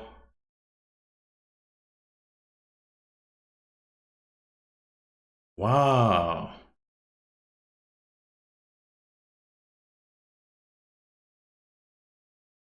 So I want to go back. Okay, so he played D4 and look at him. He goes knight G5. Oh, he hits F7. And look at that. Take, hits the rook. Wow. I mean, in the opening, he just dominated in the opening. And this is the position now. Full empty pajamas has 39 seconds to his 3 minutes. If Little Almond could win this game, this would be a big, giant upset. But like I said, the young ones, Little Almond, I believe I'm pretty sure is 6 years old. 6 years old. Okay, so how can we continue this position? Already the king cannot castle at all. Maybe we could try D5, which shuts this bishop down on the long diagonal. That's fine. Bishop D5 is also a move which pins the knight to the rook. Rook 8 to D1. I don't want him to open up this file because what he's threatening here is and it happened. So the big threat was, so this is a problem here. This actually is a big problem, which probably wins for white. Now he could have played F4 and kept in the game, but see the problem is after queen takes H2, king to F1, and then bishop G3, game over. So he had to see that there was a double attack on this H2 pawn. Wow, that was an excellent game played. Excellent try by Little Almond. Here we have combative design who fights. But it's not good enough. Left singing toe wins on time. And we go back to the tournament. Round 6, left singing toe, round 7. Left singing toe is undefeated, 6 of 6. The next closest person is 5 of 6. Needy Cinema, which he already played. Little Almond is now 3rd place. Even though Little Almond lost that game, is 3rd place now. Wise Awake Sword is Wait. Maybe Little Almond won that last game. Maybe I had the wrong colors. That could be. We're gonna have to check this out. So Little Almond, we have to see who won that last game. Sorry guys, I want to see what happened there.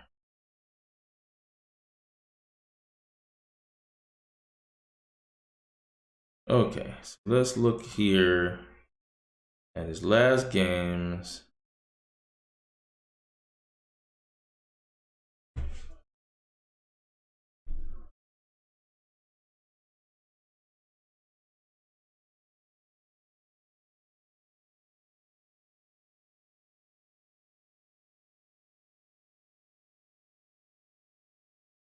Okay.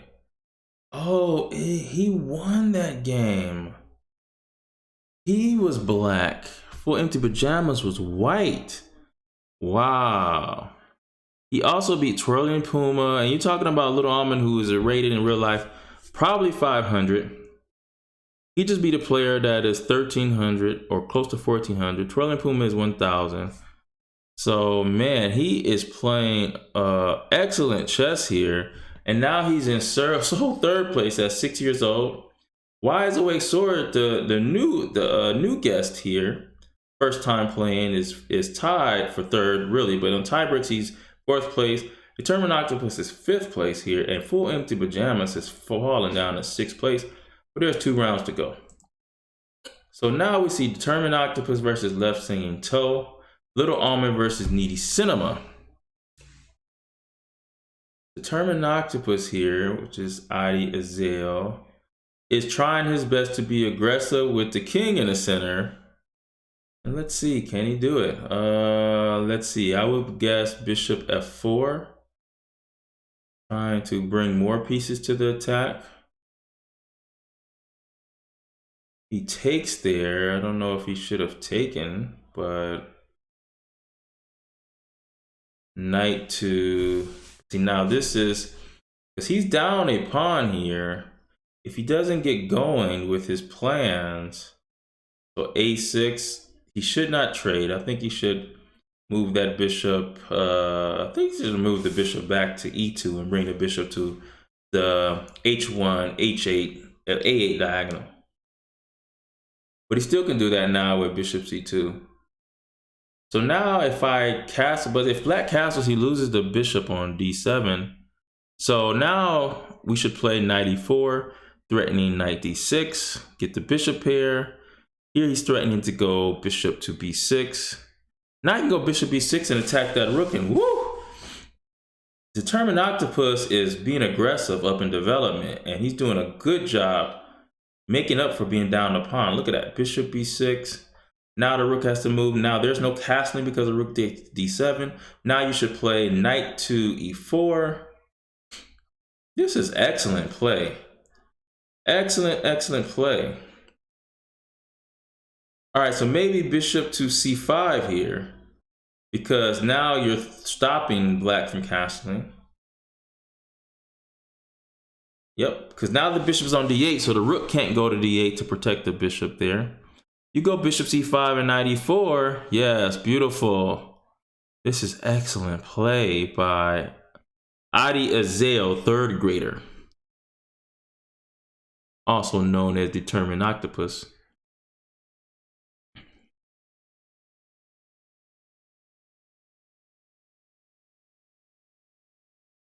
Okay, now I wonder if we could just play like bishop d6. We're gonna stick this bishop right on in. So he goes a different route. I don't like the way he could win bishop d6, backed up with knight to e4, and he would have had a dominating position in the center of the board. Now b5, you got bishop b3, I guess. Now he still can't castle because the d7 bishop will not be protected.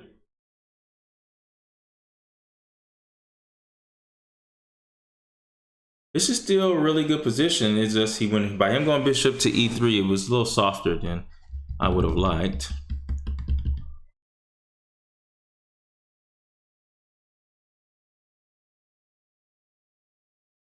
Okay, now he can go knight e4 and really put his knight on. Oh, but I see that. No. Okay, so this is actually not that bad of a move, I don't think. But I guess he can go b takes. He wants to trade. Now knight e4. If rook takes c1, go bishop takes c1, probably. Instead of rook takes c1. Wow, he attacks the pawn there on b4. Once I play a5, your knight is just trapped there. That made no sense. Rook takes c1. Oh, no. Okay. Oh, but he goes back here. So now you have bishop c5 again, stopping him from castling. And then you probably could go bishop takes.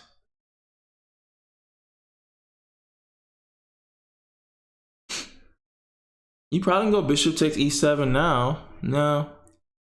He moves away. Still, you can't castle because of rook takes d7. I mean, the maturity of combative design or determined octopus. I keep getting them mixed up. I'm sorry. Determined octopus. This is Ria Desai. Determined octopus and combative design, I get mixed up. Ria Desai is the one who attacks bunny rabbits. And that's what she's doing now.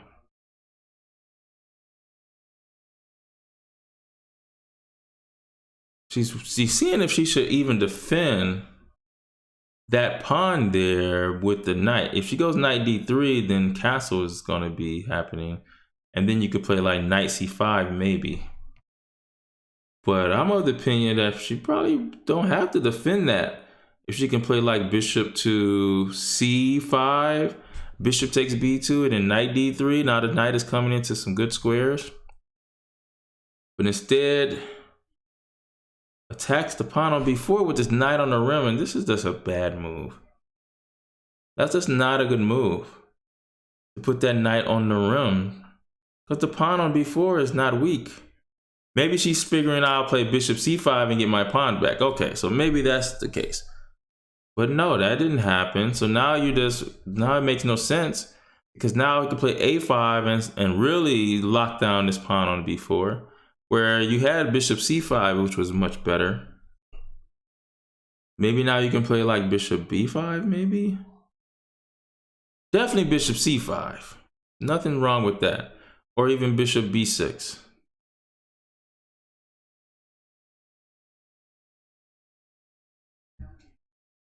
Determined octopus trying to knock out left singing toe.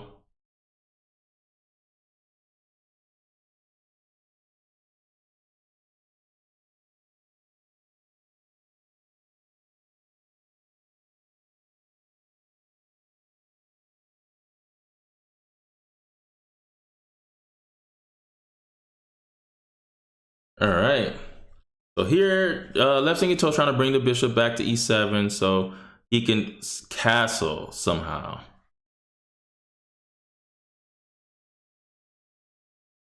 I believe now we should go knight c1 to b5. Bring the knight to blockade the pass pawn. Knights are the best blockaders of pass pawn because they can attack squares around the pass pawn at the same time, block the pass pawn from moving forward. Okay, e5.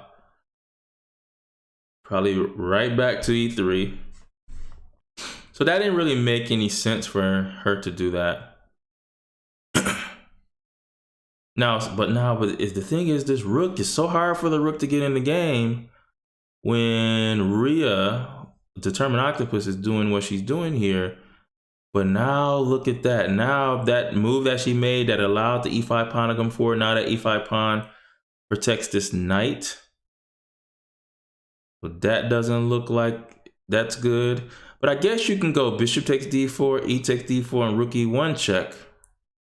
And it gives you a little bit more light. But right now, left singing toe, by being able to block the rook on d4, is actually doing really good at this point. Really good at this point.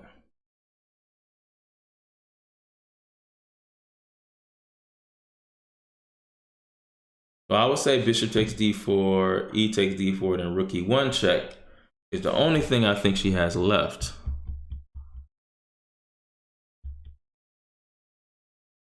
And then maybe king d8 and maybe bishop takes f7. I'm not sure about this because if bishop takes a4, which pawn is more important?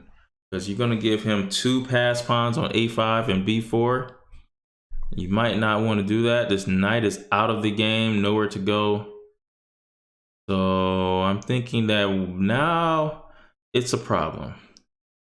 Now I think white is losing this game big time. Kind of let that move, bishop f4, was terrible. That was not a good move. If anything, the bishop should have went to c5, which would have further stopped black from castling. But bishop f4 made no sense. Bishop c5 is the move. Made the sense, but bishop f4 made no sense at all. Okay. So that was a good try. Little Almond versus Needy Cinema. Little Almond, what? I mean, like, Little Almond here is tied even with Needy Cinema. Little Almond is 6 years old. Actually, at this, but Little Almond, did you make a mistake here? You might have. I think he get at least a pawn here if he would have played rook takes f2.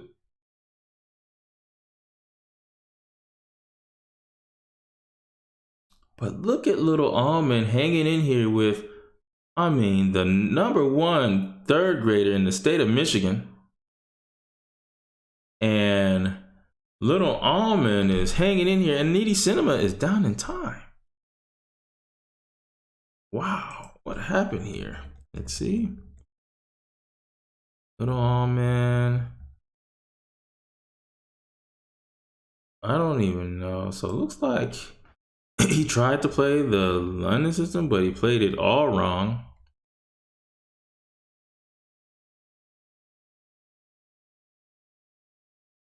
Wow.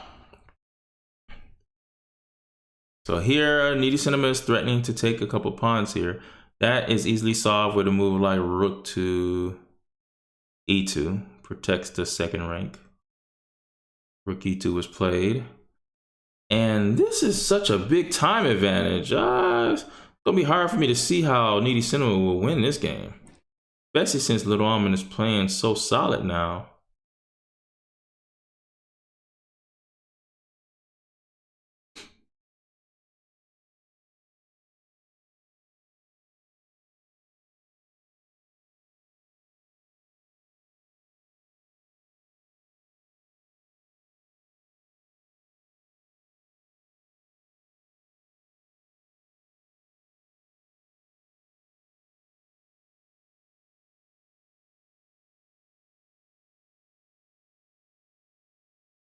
Okay, Little Almond has to watch out for obvious checkmate threats here.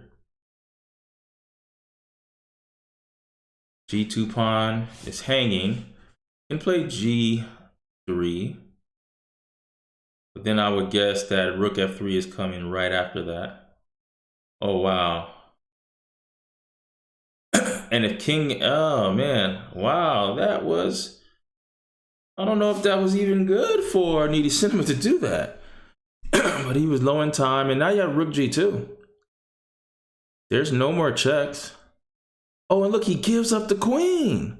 He didn't notice that Little Almond's queen was protecting H3, and this is, folks, this is a win for Little Almond against Needy Cinema. I know his parents are ecstatic over the performance of Little Almond in this tournament. Yep, queen to G3, threatening checkmate. G5 looks like the only move that could even be tried.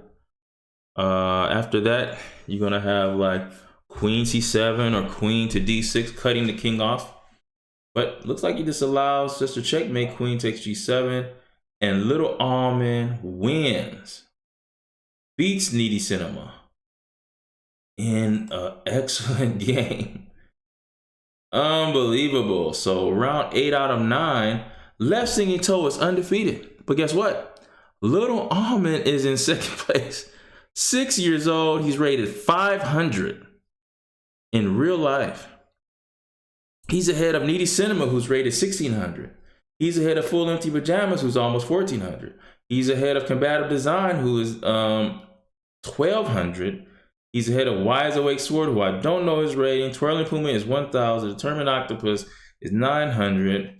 Strange Bolt is 400. Top Madhouse probably about 100. Select Fact, I believe, is 1000. Best Singing Hula is about 400. Lean Fresh Hockey is 600.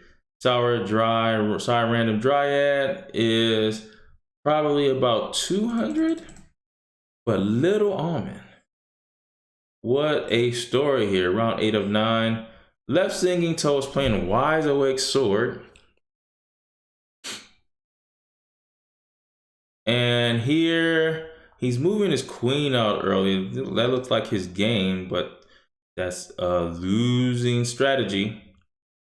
But he's been doing so good against the lower players, but now he's playing a whole different animal in Left Singing Toe. And here, what happened here, he's just down a pawn here for no reason at all.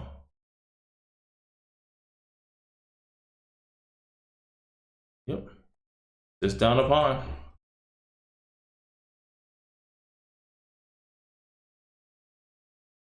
Other games, let's see. Needy Cinema versus Combative Design. Well, I see an outpost on b4 for Combative Design. This is going to be a square that's very handy for the knight to sit on.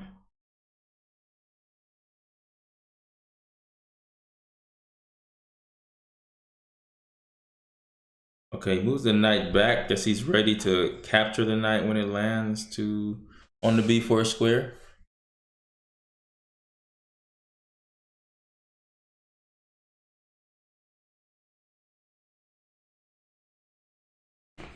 All right, so there's gonna be a lot of game left to play in this one.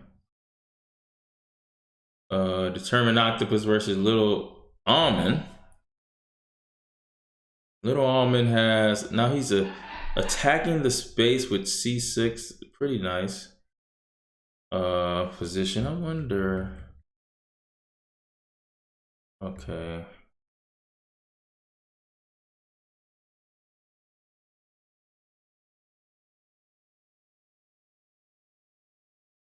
Queen d2. And Little Almond castles to the queen side here.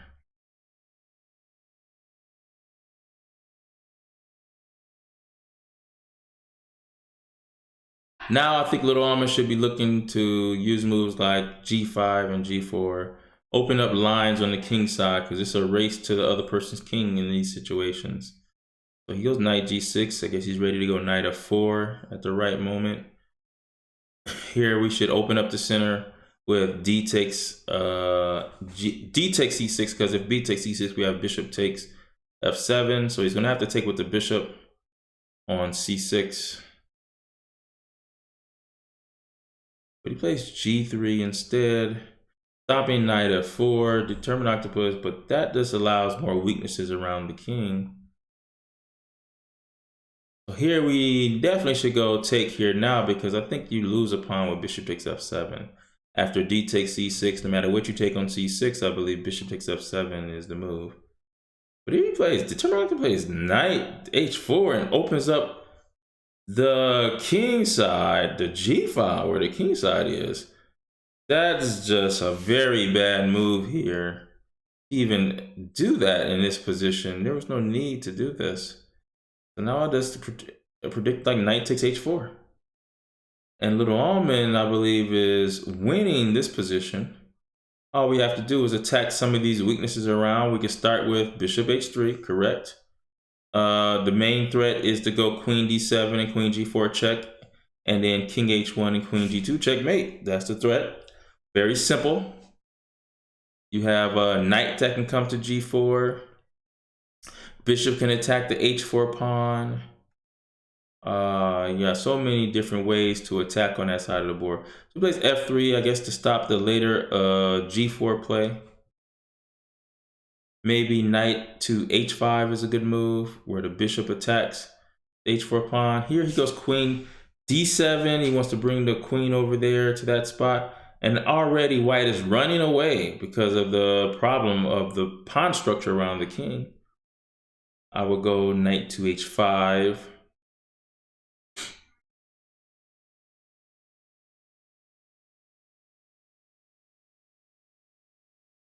Oh man, he's gonna play. Oh, this kid is doing some things very so mature here. So first of all, he does have to watch knight to a4 and knight to b6, but he is opening up to g5. Very mature thing to do because he wants to play that rook to g2. Problem is knight h4 threatens knight b6. You have to watch that. Knight b6 is a problem. For instance, if knight h4, you feel like you're gonna go queen c7 to stop the fork of the queen and the king, all he has to do is go knight b6 anyway. The king has nowhere to go, so you're gonna have to take the knight with the queen. I still think he should play g4 anyway. Play it anyway, because you have like knight takes g4, rook takes g4 is still good. This is, Little Almond is playing like a different kid. Now here he goes, bishop takes b6. I do not believe we should care. Really, you can move the bishop away, the rook away, which he does. Hello, Moto.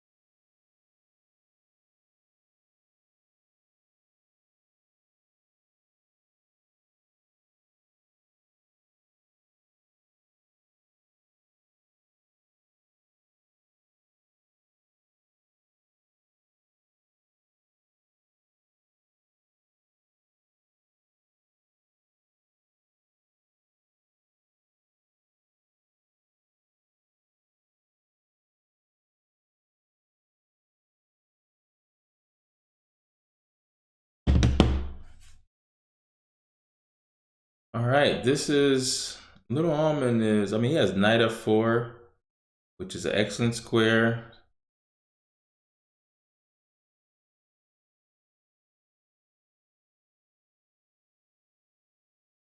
But I will say this, so white missed a move. He could have played queen to a5 and threatened checkmate on a8. That was much better, and I don't know where this queen goes. So queen a5 would have been a hard move to deal with.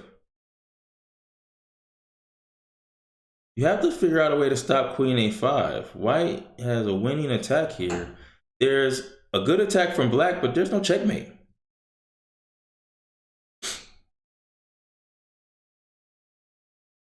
And here, queen a5, I believe this move might cancel things. Queen a5, you gotta go queen e7. Where do you go with the queen? The knight covers all the squares. So the queen is lost after queen a5 because of the threat of queen a8 checkmate. But he doesn't see it. He's in defense mode.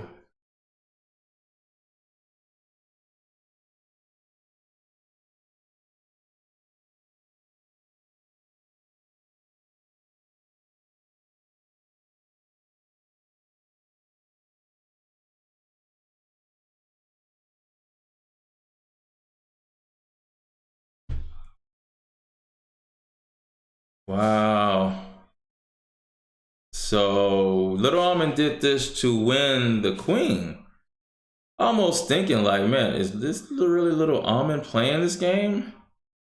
This kid is playing fantastic chess. Even though queen a5 was there, that was Looks like that was a winning move there for white. But now it doesn't mean much anymore unless he goes rook takes. He's probably gonna go rook takes g5. Well, actually, rook takes g5. No, he can't. He's in check, so he loses the queen. Now you have bishop takes d2. Probably you're gonna have to go rook takes g8 first with rook takes g8. King takes d2, then rook to g2 check. This looks bad. And rook takes g2 check. But he's not out of the waters yet because these two bishops around this king, so for instance, like king c3,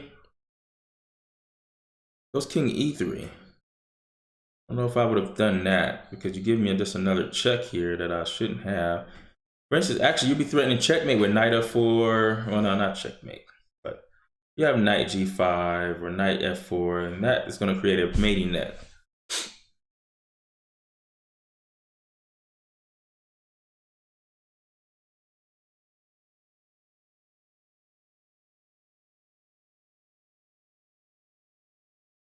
Oh, what did we miss here? Oh, the threat was knight takes d6. And white goes from losing this game to winning the queen with a fork. And now white is winning the game.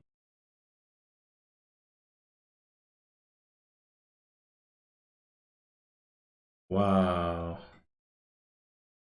But if we learn anything about this game, even though white is up a piece, this means nothing in this game.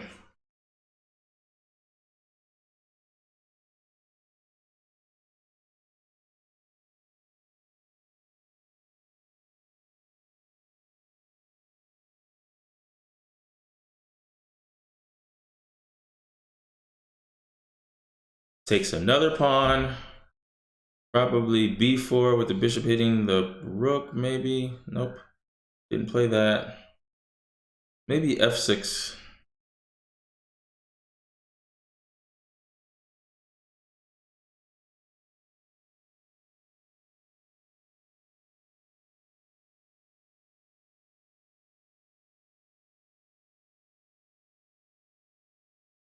Actually, you know what?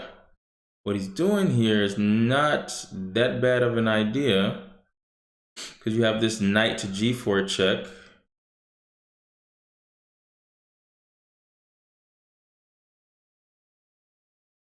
Yeah, not bad at all. Because knight g4, king f3, you have knight takes h2 and you win the exchange. And you're going to have a rook versus two bishops, and that's not bad. King f3 just loses the rook here for free, actually. It's not even an exchange. So king f3 is a blunder because of knight h2 and knight takes f1. You're going to have, well, maybe it's still an exchange because bishop protects f1. So he falls for it. Knight takes h2. Whoa, knight takes h2. Oh, it works. King has to move somewhere. King e3, king g3, and then knight takes f1. And you have a rook versus two bishops. So many mistakes in the end of this game. Okay, and now what would be the move here? Maybe rook a2, a3, pinning the pawn to the king. He's gonna go probably back to, whoa.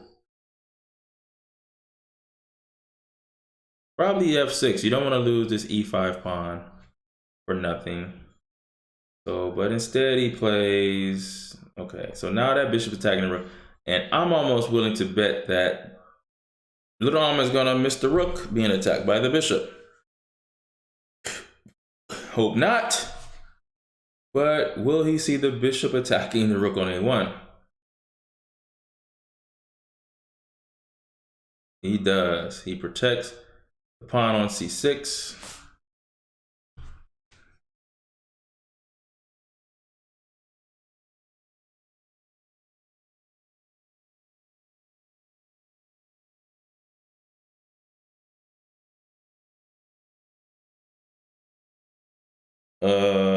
That looked like a mistake.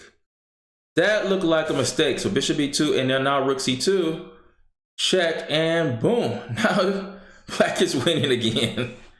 Rook takes b2. There's probably going to be a pawn and winding up on c6. You got a rook takes b3, protects the b5 pawn. And whoa, why there? Now rook takes b3. Didn't have to give up the b pawn at all. This probably still is a draw. Probably so. You got rook b1 check, and then you could play the pawn to f6. Maybe not though, because once you play like rook to b1 check, king to f. Oh, he just chooses to protect it with his rook.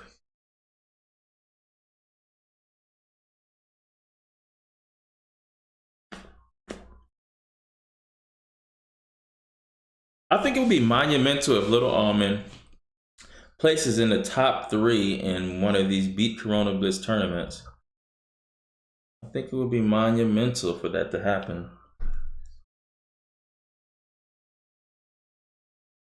But I do believe this is a draw. Like I said, like he could have allowed that to happen. He could have played like, I don't know, king up and then bishop takes and then bring the bishop to protect the pawn. And that would be the draw. All he has to do is get rid of, trade these pawns, and then it should be a draw. E pawn for the F pawn. Draw. Now he's threatened, Little Almond is threatened to take the c6 pawn. He's double attacking that. Now after bishop to b5, the question is, can he sacrifice his rook and then come in to win this king and pawn endgame? I don't believe he can. But he does allow a greater chance for white, because white gets to get closer. Why check the king and make the king come closer to your half of the board? That makes no sense at all. No reason to check the king.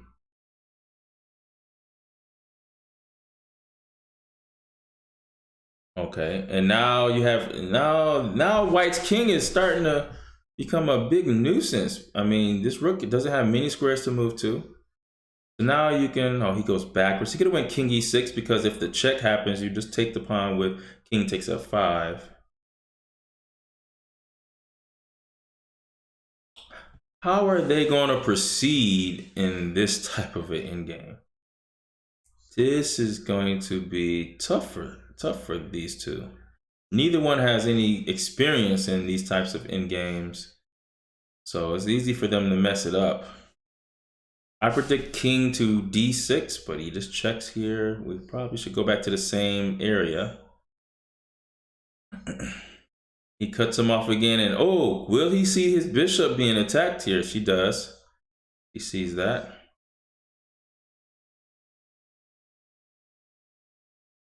Step up with king d6, probably the best. Now, one thing he could have done was play f5. If take, then rook h4 check would skewer the king and the bishop. That was an option. Okay. Okay, and now I'm gonna have to go king to oh wow, okay, so now king f5, and now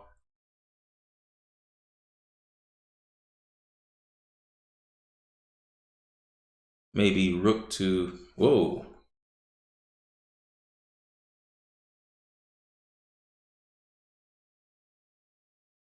Now I might want to try to win the game with bishop to b3, rook takes c6, and then bishop to e6 check, which blocks the rook's protection of the f6 pawn.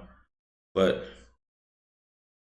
like, this is how they're trying to win this game. King can never cross this line, by the way, so there's no win here for white. Unless you can figure out a way to put like the bishop on d7. Even still, there's no win. But this, if there's any win, this would help, because you allow the king to come closer to the pawn, and he goes away from the pawn, which makes no sense at all. Both these players have 20 seconds. They're low on time, so I can understand why they're not accurate in this position. This is, I believe, this is going to be a hard game not to draw. Hard game not to draw here. Now, even though it was a hard game not to draw, this looks like he wants to. Okay, so he kind of messed it up. So it was a chance that he could have, but now it's no chance here because of this check. And since that check happened, he's gonna have to step away from the pawn, and now the king will take. And we're gonna have a whole new game here. Now this rook and king versus a bishop and king, that should be a draw too. Going towards the corner is not a good plan if you want to draw the game. You don't want to ever be in the corner. So here, he could play like rook h2. So instead he's threatening checkmate, or actually threatening check with a4. But now it is a checkmate. Wow, little almond wins the game because of a big giant blunder. Oh my goodness, little almond is playing the tournament of his life. He is sitting here 6 out of 8. He's beating so many higher rated players. His rating is now 1297. He's about to cross the 1300 mark. He is in second place, tied with Needy Cinema, who he's already defeated. So he actually has a tiebreaker over Needy Cinema. Full Empty Pajamas is a full point behind, so can't catch. Only one that could catch Little Almond is Needy Cinema in case Little Needy Cinema loses. Twirling Puma is playing Left Singing Toe. Now, I would say Left Singing Toe is clinched first place. There's no way no one could catch him. Nope. Little Almond could win and he could lose. That'd be 7. What would it be? What? Yeah, no way anyone could catch him. It's all about if Little Almond will stay second. And yes, Full Empty Pajamas now 6 out of 9. So his tournament is done.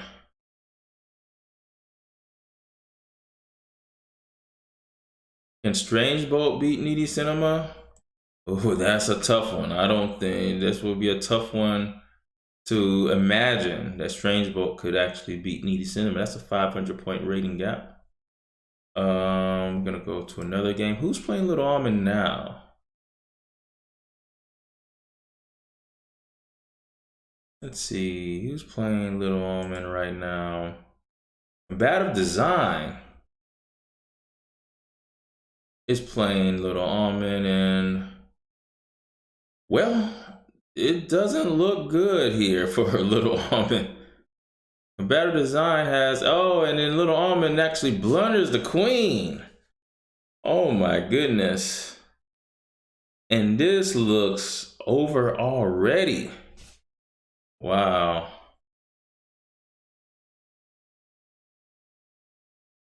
Wow. That is big here, because if Little Almond loses that game, let's see what happens.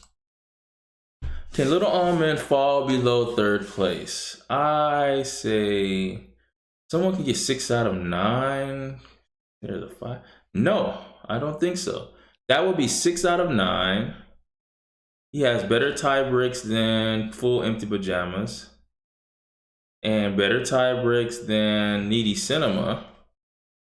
Needy Cinema actually can get 7 out of 9. So Needy Cinema can pass him for 2nd place. But it looks like Little Almond has clinched 3rd place at least. Yes, has definitely clinched 3rd place. So cannot be knocked out of the top 3. And Combative Design.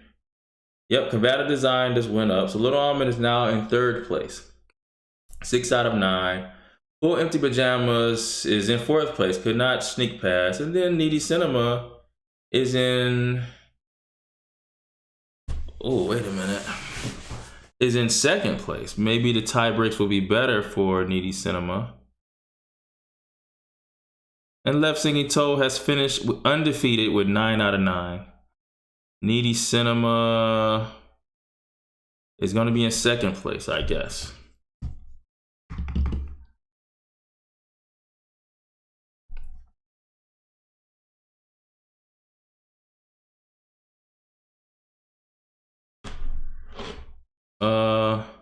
And Needy Cinema is just up at queen, so that looks like Needy Cinema should win this game. All right, so we got Little Almond there. Full Empty Pajamas is 4th. Combative Design is 5th.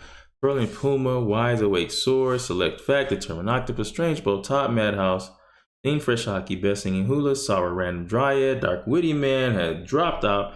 Best Blue Camo, also, think dropped out. Curve Thing, dropped out. Tacky Element, Ruddy Puzzle, Wolf Hunter, and Past Empty Room. These players look like they have dropped out here.